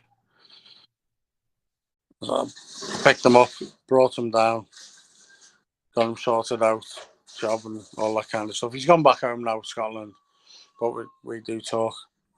Where Chelsea was concerned, my daughter, he said she's not as strong as me. She's had a shit life. She's been picked on constantly, Christopher. It's not been easy for her. She's not strong enough. Give her time. I'll talk to her. Eventually, you'll get her back. It didn't happen. So she died just on Christmas. Christmas Eve. A lot of people will say you didn't see it for 21 years. Well, look at my old Facebook post and all that. Her birthday, Christmas. To there, I never stopped thinking about it. So, was shaking your head at? Oh, I thought you were shaking your head at me. Sorry. You chat and look at messages. I've got to deal with this. What's that? I've got to deal with the kids. 2 minutes. Yeah, go for it. Not a problem. He's just doing it live in his afternoon, and he's got a family thing going on at the moment. So I'm honoured that he's taken the time to jump on for this podcast. But if you do want to leave a message for Jeff, for those listening here on, I think, YouTube, Facebook, I can see, and Clapper, you can go to my Instagram _Rocstedi, leave a voice recording, and he won't be able to hear it on this show because of the way we set it up. But I can certainly reiterate the message to him so he can hear. So wish you could just hug Jeff right now. Yeah. Wait, the story gets more full on, Lauren. Yeah, it's pretty rough. The time that we knew him, you probably didn't have a clue he was going through this. It was pretty sort of rough time. So I'll leave him alone. What's that, mate? Amy said leave them alone, so I'll stay. Okay, yeah. Do whatever you got to do. If you have to go, whatever, it's fine. Just let us know, right? So No, I was going to try and give her a hand, but she was like, shut up. All right. So, She tells me what to beats me up and everything. Yeah. Yeah, so if I'd got my daughter, I you sit there thinking then, don't you? God. You need to wait? Okay. Yeah, if I'd have got my daughter sooner, or then you start thinking about like back then, if I wasn't so young and stupid and making me way and everything else, and I could have been a single dad. But realistically, there's no way I could have been a single dad. Not then. But then I wouldn't have had these. Mm. You're just torn all the time with it, Sure. and you've got dickheads, and you can't argue with a stupid person. You'll never win an argument with a stupid person. Just thick. I totally agree. You've got them men that say, "What's he fucking whinging about? He didn't see them for 21 years." It doesn't mean you stop loving them. No one knows what I went through trying to find them. And bear in mind, people came to me to fix stuff. If I couldn't fix it, it could not be done. No chance. Being helpless, not knowing if they were ever in hospital, ever in trouble, anything else. But, all I could take from that was the judge changed the law for me. The children were wards of court. So they were involved with some kind of children's services. Would you fuck off all these messages? I hear them coming through. That's all right. We have a couple for you. That's all. Jeff, we have a couple for you here. One is from Lauren. She says, wish I could just hug Jeff right now. And the other one's from Mr. Bombastic. I'll have to play it, but I'll have to tell you what he says here. It's about 50 seconds long, so give us a second here. Yeah. Yeah, I'll leave a quick message. Sorry, Jeff, I couldn't be there today. I told you the other day. Mum flew back in yesterday. Obviously, I've got the little one. I'm trying to get her to leave a voice message, my daughter, but it's not really working because every time I put the phone in her face, say hi to Uncle Jeff and Uncle Rock, she just fucking gets all shy and shit, even though she wants to point out that I'm drinking naughty juice. I should tell her to suck her mum. But yeah. Anyway, I just want to say, the little time myself and a few people have met you and known you, Jeff, well, personally speaking, been nothing but a fucking blessing. And love you, mate. Not like Eric does, but I do love you. Give my love to the family and everything. And I will see you on my birthday. All right. So let me say that back to you. He said he told you he was busy today with his daughter, so he didn't get a chance to come and see her. But he said basically, in the little time that he's known you, we've grown to love you so much, and he loves you, but not the same way Eric does, but he loves you. That's from Bombastic. So what are you laughing at, woman? I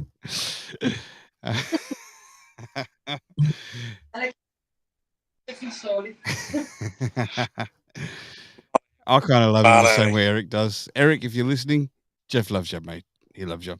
So anyway, going back to one question I want to ask you, Jeff. If your children were older at the time that you were going through the courts to fight for them, obviously they were kids, so they don't know what's going on, right? But say they're adults now, and you could have let them know, you could have had a word to them face to face from an adult's perspective for them to understand, what would you have told them so that they were aware then of what you couldn't say because of their age? Well, not much more than I did tell them at the time. I loved them and I was coming to get them. I was a dad and they were wanted and loved. I told them all that. Chris, another part of the story, Christopher got my son Geoffrey, the one I've got back, I'm in contact with, that was going to shoot Christopher, Sally, and their children. And Christopher, he kind of convinced him and scared him half to death. Like at the time, although he was only 5 or something, kind of knew he was a bit of a bad bastard. I was young, maybe they saw too much because I was young.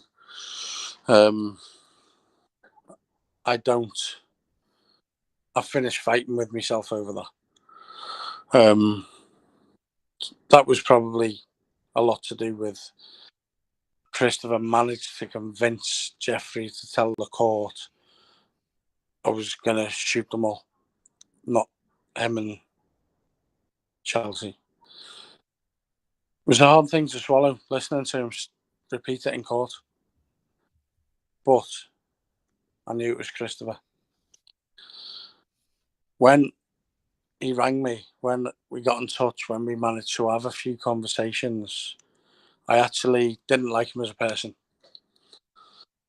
He was into cannabis. It was all over his Facebook, everything else. I tried to gently have a conversation with him and say, first impressions count. If you get a job, then you let people on your Facebook, they see that. It's going to have an impact. But I didn't have an input on his upbringing. What was that hard to accept was I lost him as a baby. I got him back as an adult. That spins your head like you wouldn't believe. I didn't have an input on his upbringing. What was the question? Well, what would you let them know? Like if they could listen, even listen back to this podcast and understand. I mean, already I think it's displayed in your emotion and how painful that was for you to help make sure that they were okay. But even if there was some words you could have said to them so they know now, what would they be? To be honest, the words wouldn't have changed. I've tried. I've been even my children here. They've heard me and my mates talk and stuff like that. That's where they get the streetwiseness from. They get the niceties from church. They get the stupid lefty woke indoctrination from school, which hopefully with me gets cancelled out. And just that I loved them no matter what and was there for them and wanted them and stuff like that. Geoffrey worked on him, convinced him. He said that to the court. After a few conversations of getting him back, like I said, I had no input. I kind of didn't like that. I said didn't like him. That's wrong. I didn't like that aspect. I suppose what I'm trying to say is I wanted more for my children. That you didn't get a chance to install into them yourself the way that you wanted it to be. And I don't blame him. No. Yeah. He had nothing to do with it. He's worked with the best of what he had, and you had a different thing in mind for him that you're just spewing that you didn't get that influence on him, right? There's a couple of messages I should read to you as well, mate. There's Lauren says distance and separation don't keep you from loving your kids. She also said, looking in Jeff's eyes as he speaks about this really shows you who he truly is. Thank you for sharing and trusting us with your story, Jeff. And then Bombastic says, got to thank Jeff personally for how he helped me with my daughter despite the heartbreak he was and is going through. That's what a couple of listeners saying there. Appreciate that. Although I'm not looking for. No, you're not at all. But there's people just that you're speaking from the heart, and they're saying that, and they're letting you know that. Sorry to interrupt. Amy keeps telling me your grandkids. Yeah. So I need to mention, I've got 2 amazing grandkids from my boy, and the bit that I admire, he's very exceptionally hardworking. Hopefully, he got that from me because I don't think that other twat worked a day in his life, but I don't know either. Sure. Yeah, so. Booms also says here, Lauren, this man has shown me strength and courage like no other. Losing a child is a parent's worst nightmare. God bless you, Mr. Hirst, is what Mr. Bombastic says. Yeah, it's the only thing in my life, apart from my stroke, that put me on my knees. And you, Rose, a few others, boom, you're like, mentally pick me up a little bit. Hopefully, we're just there to help, man. We just look when you're going through that. So let's just go through that real quickly, so you don't have to visit it too much emotionally, right? But Jeff's daughter passed Christmas, and as strong of a man, which I see him to be, with all understanding and rights he had, the moment where he just how do you witness burying your child, and for specific reasons, he didn't go to the funeral because he wanted it was her day, as he says, and maybe you want to say it better than myself. I don't know, but I just saw a man that was heartbroken, and couldn't be left on his own with what he was going through. So there's a few of us that just try to support on shift for him to get past that particular day. Go ahead, Jeff. Yeah, like even back in the day, I had the crew. They came knocking on my door, not actually on my door. But anyway, they said, if you want it done, it's done. Even if it was done and I was in a police cell, I'd still have to run a trial. So, no. And I spent a few days, nights, drinking copious bottles of whiskey, wine, stuff like that, because whiskey stopped working. I'd get to a bottle of whiskey and I'd look at it and I'd be like, I'm taking this back to the shop. I haven't even got a tickle on. What's going on here? So switch to red wine. That's as you know, that did the job. So basically, I just wanted to drink or whatever, stay up till about 3 o'clock in the morning, and then go to bed, sleep through the day, because I didn't want to do anything silly at the point of the funeral, say sort it out. And your reason for not going to the funeral? Yeah. As time went on, I felt like I'd be abandoning her, and so I stayed up till just after the funeral. The reason I didn't go was because if it did, everyone would be looking at me, or even Amy. I mean, that morning, she was like, I'll take it off, and she never takes work off. She's worked there since she was 16. She's like 34 now. I basically kicked her out the house, said, I don't want you here. I wasn't nice in doing it either, but I wasn't myself. And I'm not normally like that. So, yeah. Even if Amy went, they'd be like, oh, I've seen her on its Facebook. Or like, anyone I know, they'd be like, and that would take away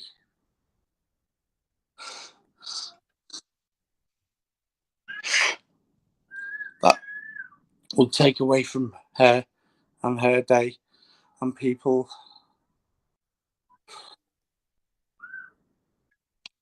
saying goodbye to her.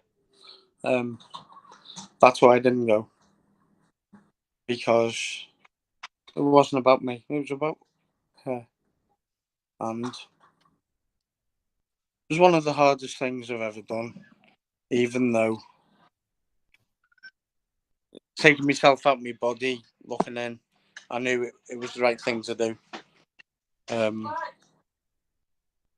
to be like thinking about her, trying to be like intelligent, or right, get it out now, move, go. Sorry about that. You're right. I didn't want to take anything away from her. It was her day. That was it. Made sense in my head, but it was hard. Yeah, that's why I didn't go. Yeah, it was her day. Yeah, and I can vouch and say I witnessed firsthand that struggle that Jeff was going through. How hard that was for him, and the battle and the struggle he was going through to not go to his daughter's funeral for all the reasons of it being right for her, you know, as hard as that would have been as a parent. So, yeah, and I just, oh man, I don't know, my heart went out to this guy so much, and I just there was a few of us that sort of hung around, just I don't know. How do you not be there physically for someone who's become a buddy that you want to hug? This is the hard thing about the online stuff we're talking about. Like, we're here, but this is the part where you want to get physical, man. You know, you want to put your arm around your buddy and hug it out, but you don't get that chance, you know. Yeah, I'll be worried you brought Eric with you. He'd have given you a nice love hug there. But all right, so we've got a couple of messages saying from Lauren, this is why I love our community. So many different people and walks of life. We welcome all of it. Love you, Jeff. She also said, man, this is pulling on my heartstrings. Has me really thinking about Brianna, my daughter. Trying not to cry here, but not succeeding. And then Mr. Bombastic says, sending love and courage, Lauren. Currently squeezing mine tight. Love you so much, Jeff. And then Lauren says, thanks, Rock, for holding this space for Jeff. Oh, yeah. Look, Jeff's fucking, he's really become a buddy of mine. I'm telling you, online, like, you know, it's like we make some friends online. We've got our sort of community, our crew of people, but Jeff slipped in there as like one of the close ones for me. I fucking get along with him so well and love it. We're online. We can have a laugh and just hang out on the weekends pretty much, you know, the weekends that we get a chance to anyway. Yeah. Right. I think I got through that story. You did it well, mate. A bit better than like I've done. In Sure, the you past. have, and I don't want to float around on it too much because I don't want you know, bring any sadness on. But I think it's important to get out there too for keeping on record. You know, like you've said it to us on Clapper and on these different radios and stuff like that we're on. But these things don't get saved. This is something you can refer to. This is something maybe your kids can grow up and hear one day. Maybe your son can go back and listen to or something, you know, and just see your raw emotion, what you go through, because you are such a hard man, but you have got a soft side that I've seen anyway. I don't care how fucking hard you were before. I've seen the soft side of Jeff, you know, which I love. It shows you're human and you're raw and you're real, you know. Yeah, like your personality changes when you're brain damaged. Luckily, mine only changed like to show emotion, like emotion that I wouldn't have shown before. So, did it tell you the story about Free Willy? Yeah, you said just before, yeah, that even watching the movie made you cry. Couldn't believe it. I can't believe it too, you fucking big pussy. I can't believe that. Lauren here she says, I don't think we understand the love of a dad for his girls. It's not more than a mum's, but very different. And Mr. Bombastic said, I've seen the soft side, his belly. That's what Mr. Bombastic says. I've got a six-pack under here. This just protects it. Right. She says, yeah, it makes me think of my dad and what he did and continues to do for his girls. Love to the dads out there. Thanks, Lauren. Coming, you're supposed to be this hard bitch, Lauren. Stop coming in with all this soft shit. You're going to make someone else cry. But what's the future, Jeff? I mean, I get worried sometimes about your, you know, your heart. I mean, I've got my own heart to worry about, but I worry about yours. Like, I'm worried about, like, you know. Mine's a done deal, mate. Mate. I spent 25 years of my blood pressure running between, it was, and I'm not exaggerating, 180 over 240. Jesus that was Christ. That was regular reading over the time, but it fluctuated up and down. I had 3 pizza places, a pub, 7 flats, 4 houses at my peak. I used to finish in the pizza place. Like, bear in mind, staff, well, you fuck off. Sorry, messages. Bear in mind, I don't know, I had a certain pride that everything was me. Like, if you bought a pizza off me and made me dough, I had like schoolgirls come in 3 times a week to pick the chicken off the chicken, to chop me ham up. You know, it was a real. You bite into it, and Real it would fucking be a pizza, pizza. not this fucking fake bullshit. This processed crap. Yeah. At the time, Dan's Corella cheese was the best pizza cheese you could buy. It was like £66 a box, roughly. You know, you could get analog cheese for like £8 a box, same weight. But I had a pride, I had a passion for food. I also catered for celiacs, and they came from all around. They pay whatever, and I took advantage of that at first. But as I got to know these people, I couldn't do it to them. You know, I charged them a reasonable price. Sure. So yeah, I mean, this is how well known they were, right? I'd been to Spain. By the way, don't go to Spain. Why? I thought it was fucking brilliant there. Oh, no? Mallorca Palmas or something like that? No? Barcelona and somewhere else. Can't remember. It was the worst place on this earth. To be fair, one of the times I didn't want to go. It was a surprise holiday, and I had too much. I saw my ass because I had to go. So maybe I'm a bit biased that way. But anyway, I hate Spain. So I went to Spain. Someone went, "Oh, Jeff, sorry. Do you want me to do it now?"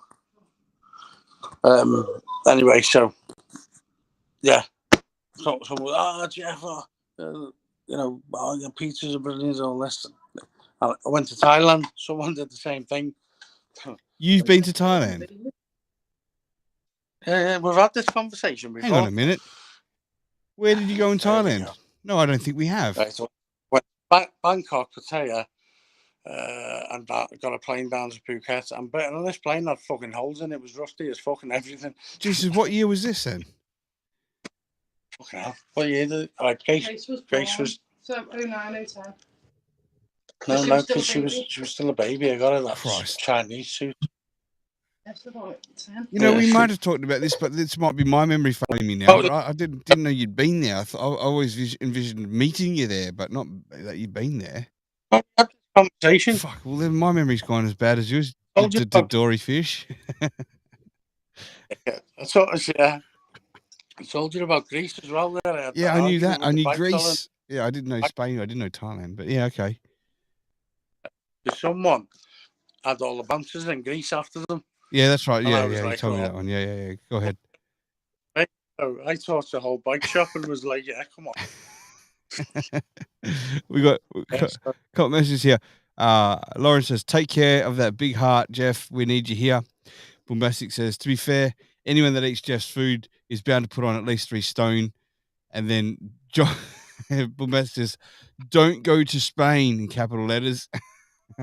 Obviously, you get an ashtray thrown at your head. And he also says, hey, Amy. Amy? Yeah. Was that Amy? Mr. Bombastic says, hi, Amy.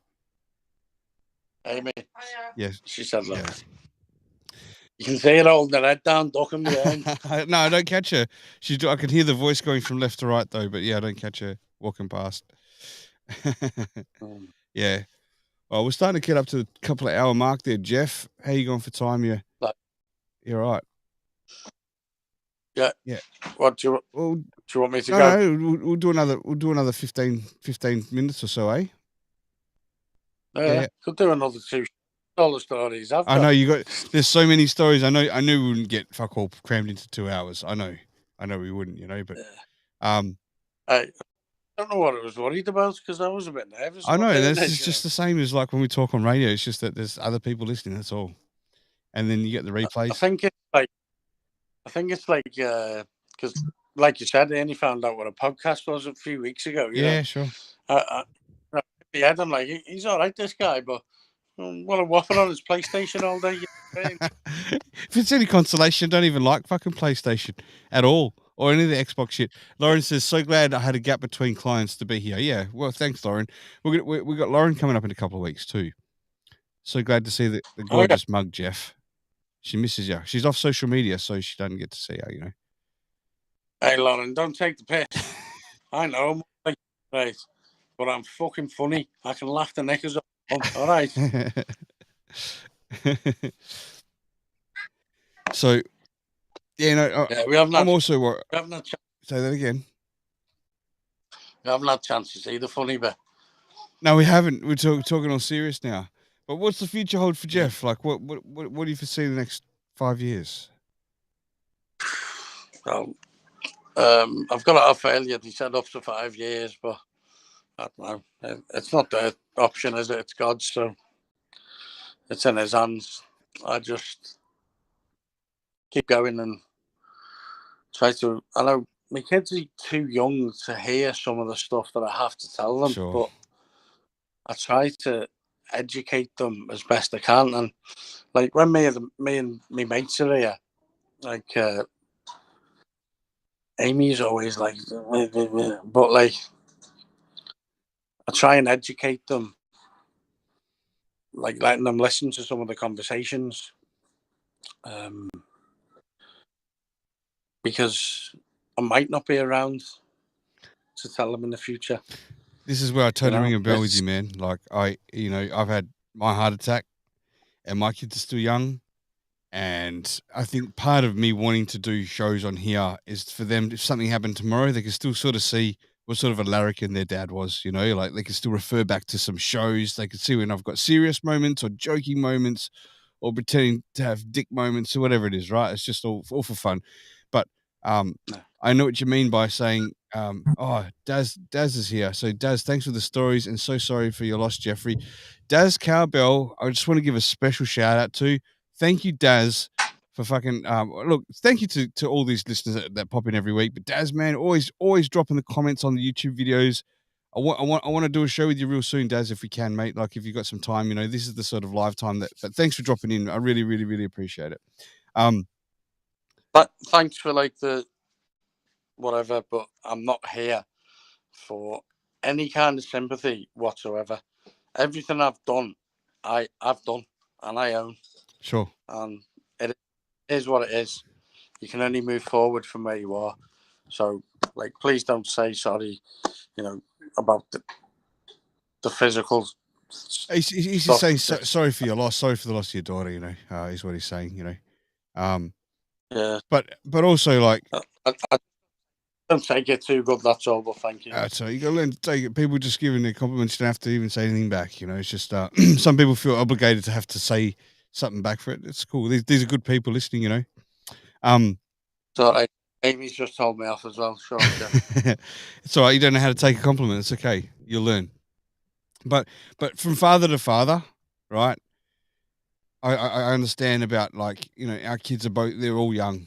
Your kids, my kids are young, so it's just I want to also leave messages for them, but I don't know how or when. I'm just hoping that they get old enough for me to teach that or say whatever I need to say to them, because there's often times I thought about leaving a video just in case something happens, like making an actual video about how I feel about them individually, what I hope to expect them to grow up to be, or whatever in life, not my expectations, but my hopes for them, what they achieve, things like that. I think I'll get around to it, but I don't get a chance. I mean, maybe I can help you set that up, Jeff, just in case something happens. So much to say, though, isn't there? There is. Like, just sit down and have a word for like an hour to the camera, And there's feeling like a hypocrite as well. But I guess let them know. I mean, I'm the same, saying things that, like I want the best for them as you do too. But you want to also give them advice, and it's too much pressure on the spot. I don't know. At this age, they can look me up, and they can see what they can see on paper. And do you know what? It looks fucking stupid. Do you know what I mean? I guess where they will get to know me is, if I'm not here, that is from them coming across people and the people saying what a guy he was, because they will. Sure. Yeah, that's super important. That's it's the way that the public's seen you from the way that the the news has portrayed it, and then you've got the people that know you. Maybe even them coming of age, 18, 20, 22, going into a pub, seeing, well, an old guy and them saying, "I knew your dad. I can tell you."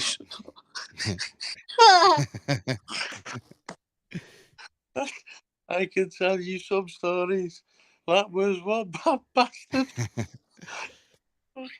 I think the bad bastard part's the easy part to find, but it's the other part you want them to know, right? The part from the close friends and family that of what sort of a fighter you are for your kids, like what sort of a father you are to your kids, because the younger ones, I mean, they have to be a certain age to start remembering that, a child's memory doesn't really kick into that 4 or 5 years old. They start to have those first memories. And I think about that with my daughter. She's just about to turn 4, right? If I died tomorrow, she'd have no memory of me, hey? And I just think, fuck, for how close our relationship is, I think, Rocstedi, I think for you got a warning. It's up to you what you do with it. Yeah. And I think you worry too much. Yeah, I'm a bit worried about it, yeah. Personal opinion. Yeah, sure. I've had over 60 heart attacks. I had 2 strokes. It is what it. Hey, it is what it is for me. It's it's game over. They told me it's heart failure.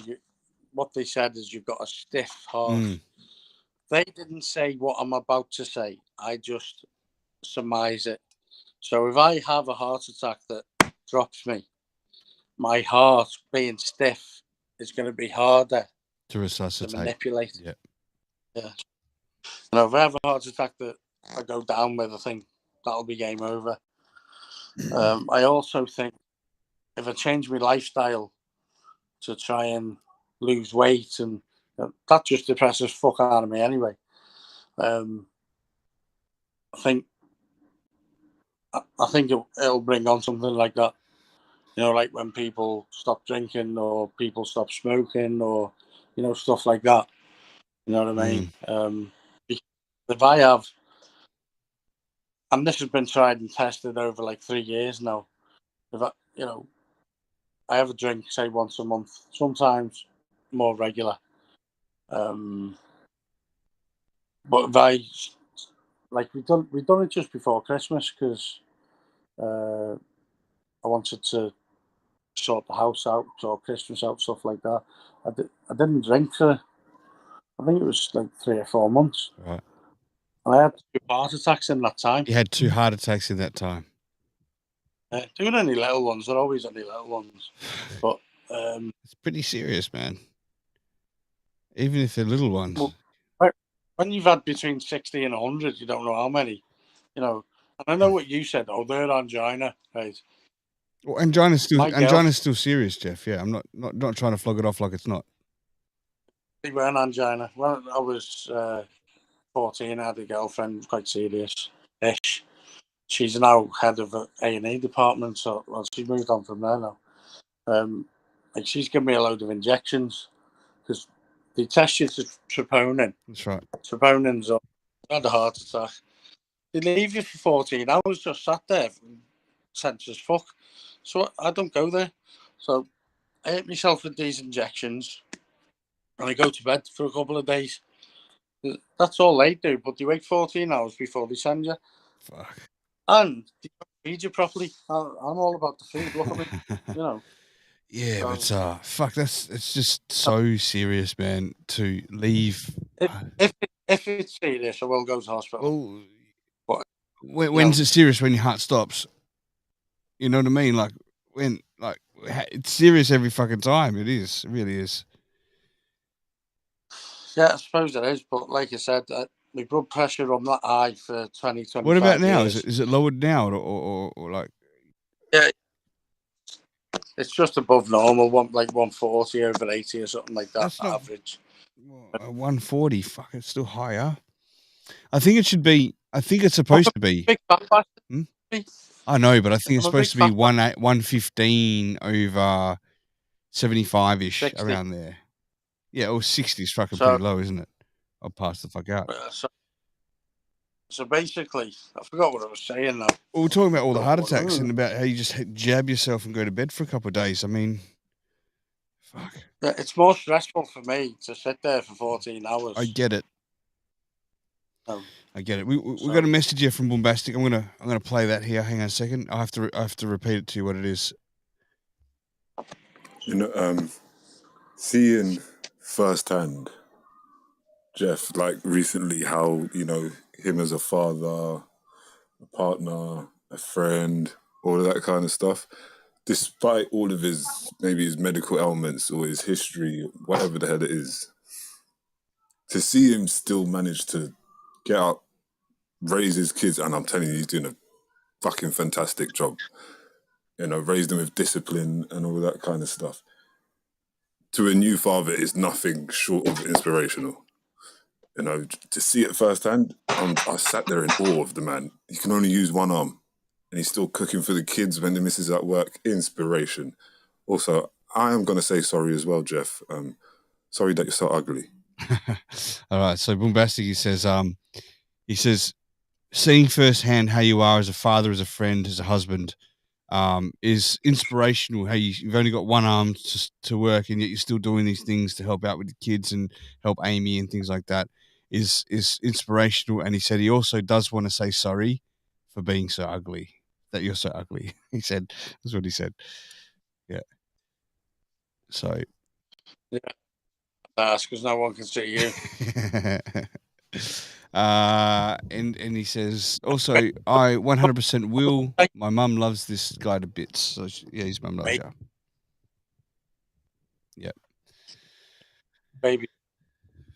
Yeah, mate. I don't know. Just it's a hard thing. Yeah, you're right. I do worry. I worry a bit because you know why I worry? Because it was such it doesn't feel like fuck all when you're having a heart attack. Like it's a pretty nice way to go, to be honest. It's like if I'm gonna go with something, I always thought from a young age, if I had to die suddenly, like a heart attack, then it wouldn't hurt, but I would never get to say goodbye properly to your family. Or you could die of cancer, where it's a long, prolonged degradation of life, but you get to say goodbye properly. Yeah, I wouldn't want to go that way, but then you get to say goodbye to your family properly. Which one would you choose?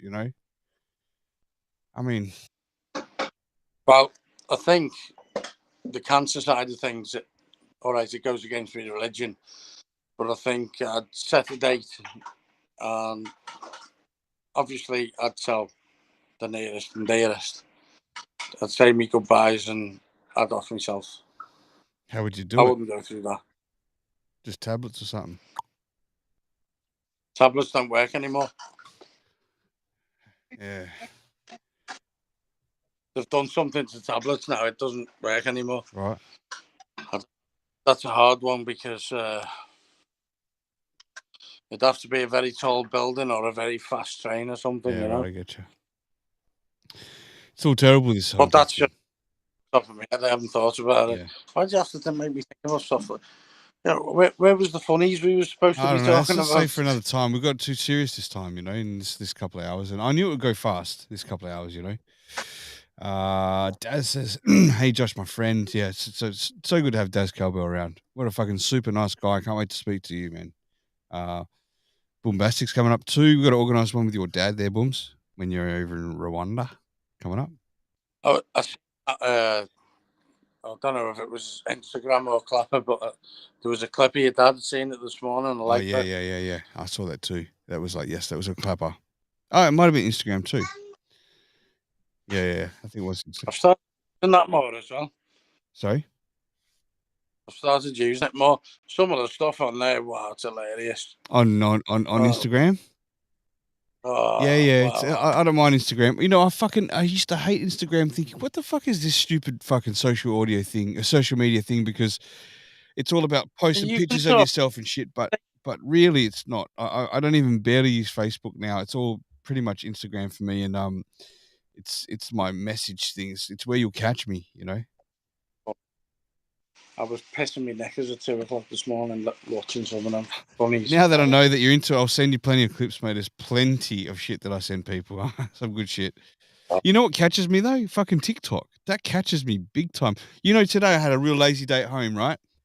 All I did all day was I got into a TikTok scroll all day until I had to pop out to the shops to when I spoke to you. And then I came back and saw this out, and then I fucking got back on TikTok.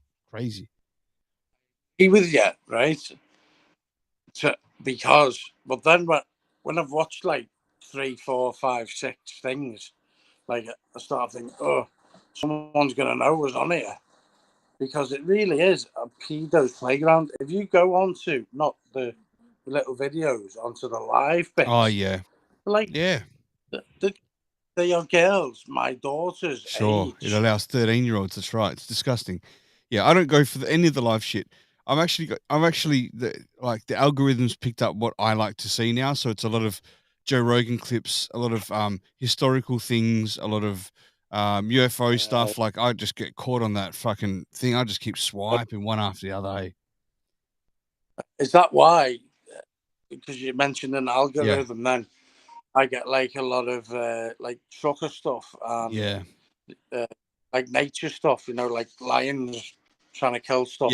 Yep. And like when my mate was here the last steak night, he started going onto that TikTok and he was getting like young birds like showing it and like all this. And he's going, look at this. I don't get on like that. No, that's right. Is that what? No, but so is he new on it, or has he been watching it for a while? Because whatever you're stuck on watching, the algorithm picks up that he's watched this video or he's liked this video.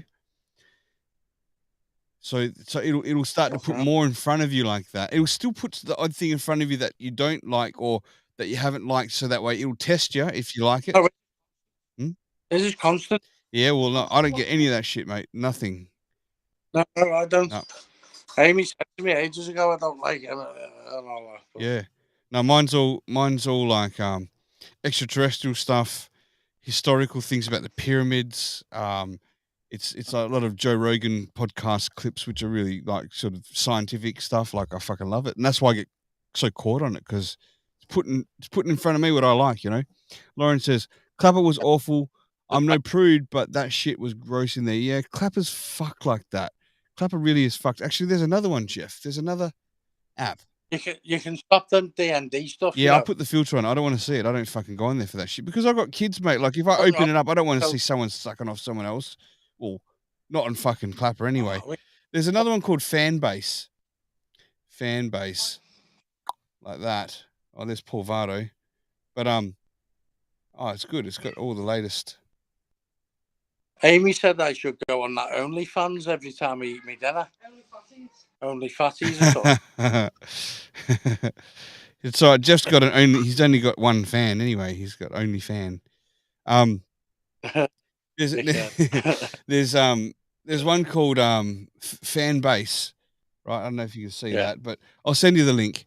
And it looks like it's Instagram mixed with Clapper, because you've got the radio, which has got like rooms and stuff. There's a lot more people active on there. It's it looks all right. So I've signed up to it. We'll see.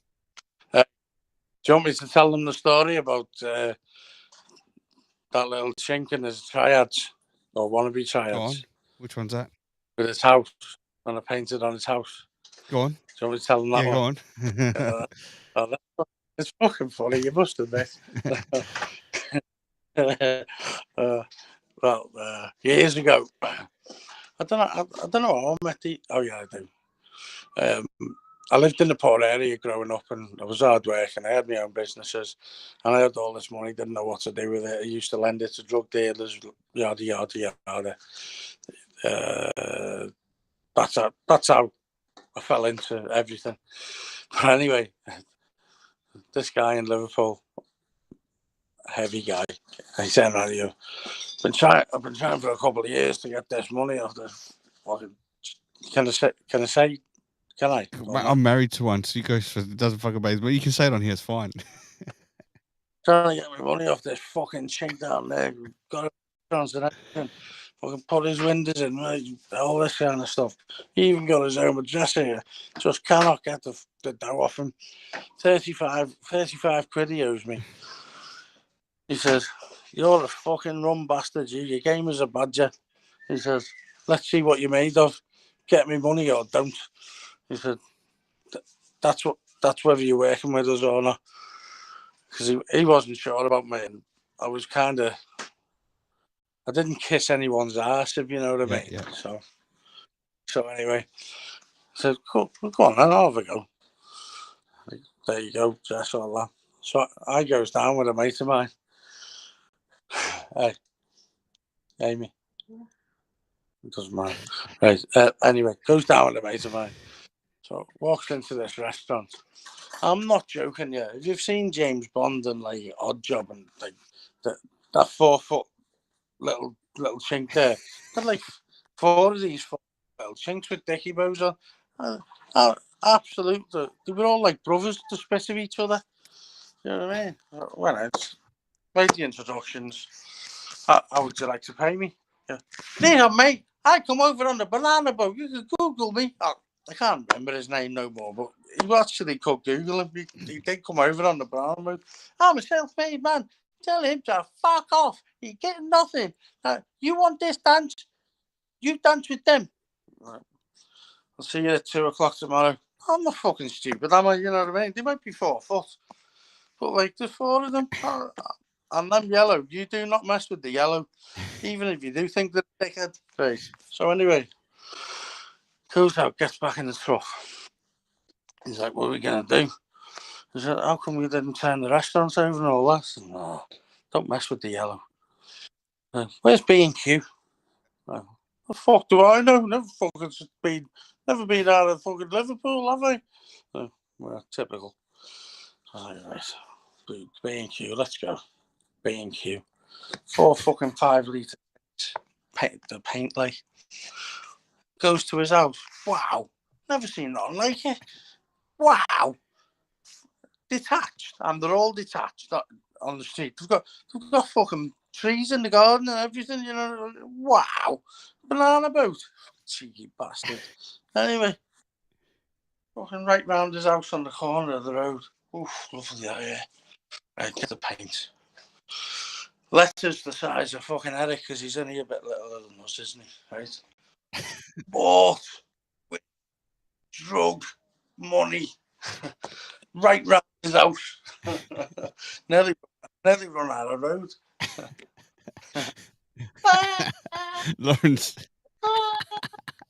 Lauren's she's writing some funny comments. She's like, I'm fucking dead right now. She's like, best line of the whole show. Don't fuck with the yellow. So anyway, we're in a travel lodge.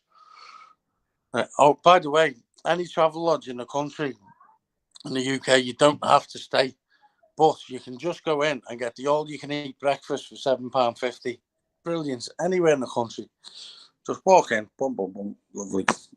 So, bit of free advertisement. So anyway, 11 o'clock at night, sitting there, you know, with me mate, aren't I? Anytime I stay in a hotel, I'm fucking getting some, aren't I? Fucking looking at him thinking, you ugly bastard, fuck's sake. So I was like, I wonder what's happening now. He closed at half 10 tonight. So come on, let's jump in the truck.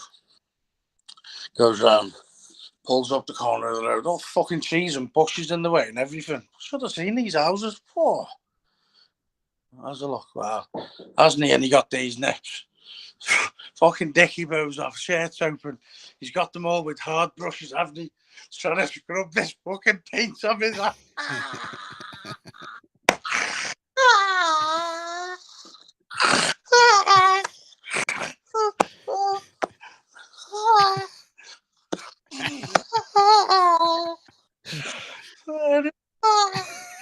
Love gets me. I can still see it now. Fucking brilliant. So anyway, 2 o'clock the next day.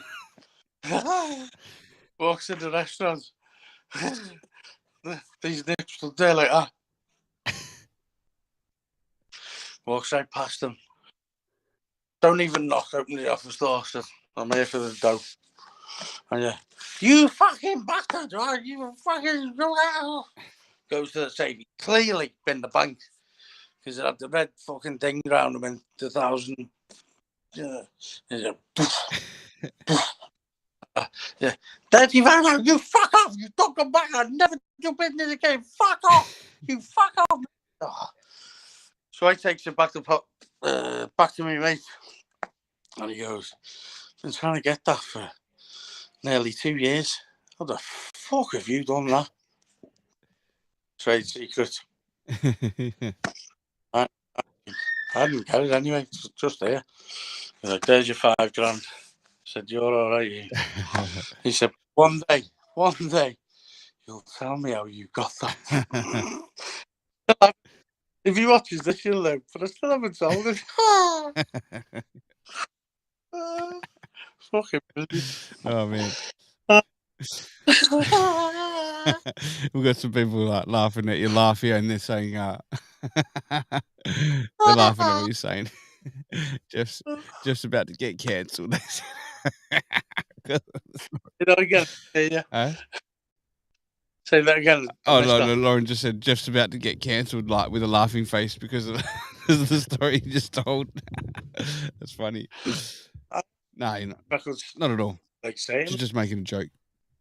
But Jeff, I'm going to wind it up now because it's after midnight here. But what I might do is, you guys want to jump on Clapper for a little bit after this? What time is it? It's, I don't know, your time. It'll be 4:30. 3 hours. Nice. I don't know, it must be more than 3 hours. How long? Nearly 2.5 hours. 1, 2, 3, 4. Yeah, I've got 1 hour, 2 hours. Look, I'm having a steak. I can't even. It's late here anyway, so I can't talk much. But if you guys want to jump on for a bit, I'll hang out for a little bit. But yeah, I think just winding this up now anyway.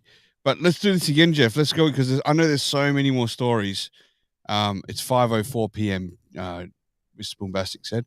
So, this is the best shit about Lauren saying. Yeah, let's do this again, Jeff. Let's jump on another time, and there's so many more stories, but we don't have to go so chronological next time. We could just talk some shit and just hang a little bit more if you like. All right, lad. You all right with that? Hey, yeah. Maybe you can tell me about that time you were a little bit gay. Oh, okay. So there's a time that pretending to be a little bit gay because Jeff had a who was a flat lover of him, and you sent him a message. By the sounds of it, his name's Eric. Put me on the fucking spot, you wanker. Should we read up your message? Should we? I'm pretending to be gay, am I? No, I wouldn't do that to you. But apparently he has. And let's play his message. Let's play his message again, just for the for those that didn't hear. This is one of Jeff's admirers. Dickhead.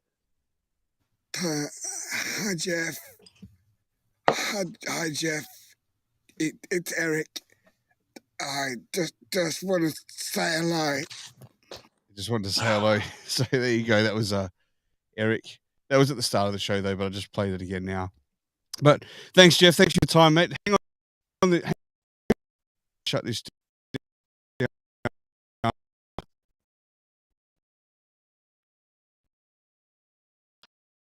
I'm sorry. It's reconnected. There we go. There you are. Oh, that was me. Just hang on the show while I shut this down. But thanks to the listeners for joining in. Thanks. We'll see you next week. I think next week's my daughter's birthday next week, so I might not be on next week, but the week after, and we might organise something in the meantime. Jeff, hang on the line while I shut the show for another minute. We'll be able to talk here. Thanks, guys. Okay. Wait.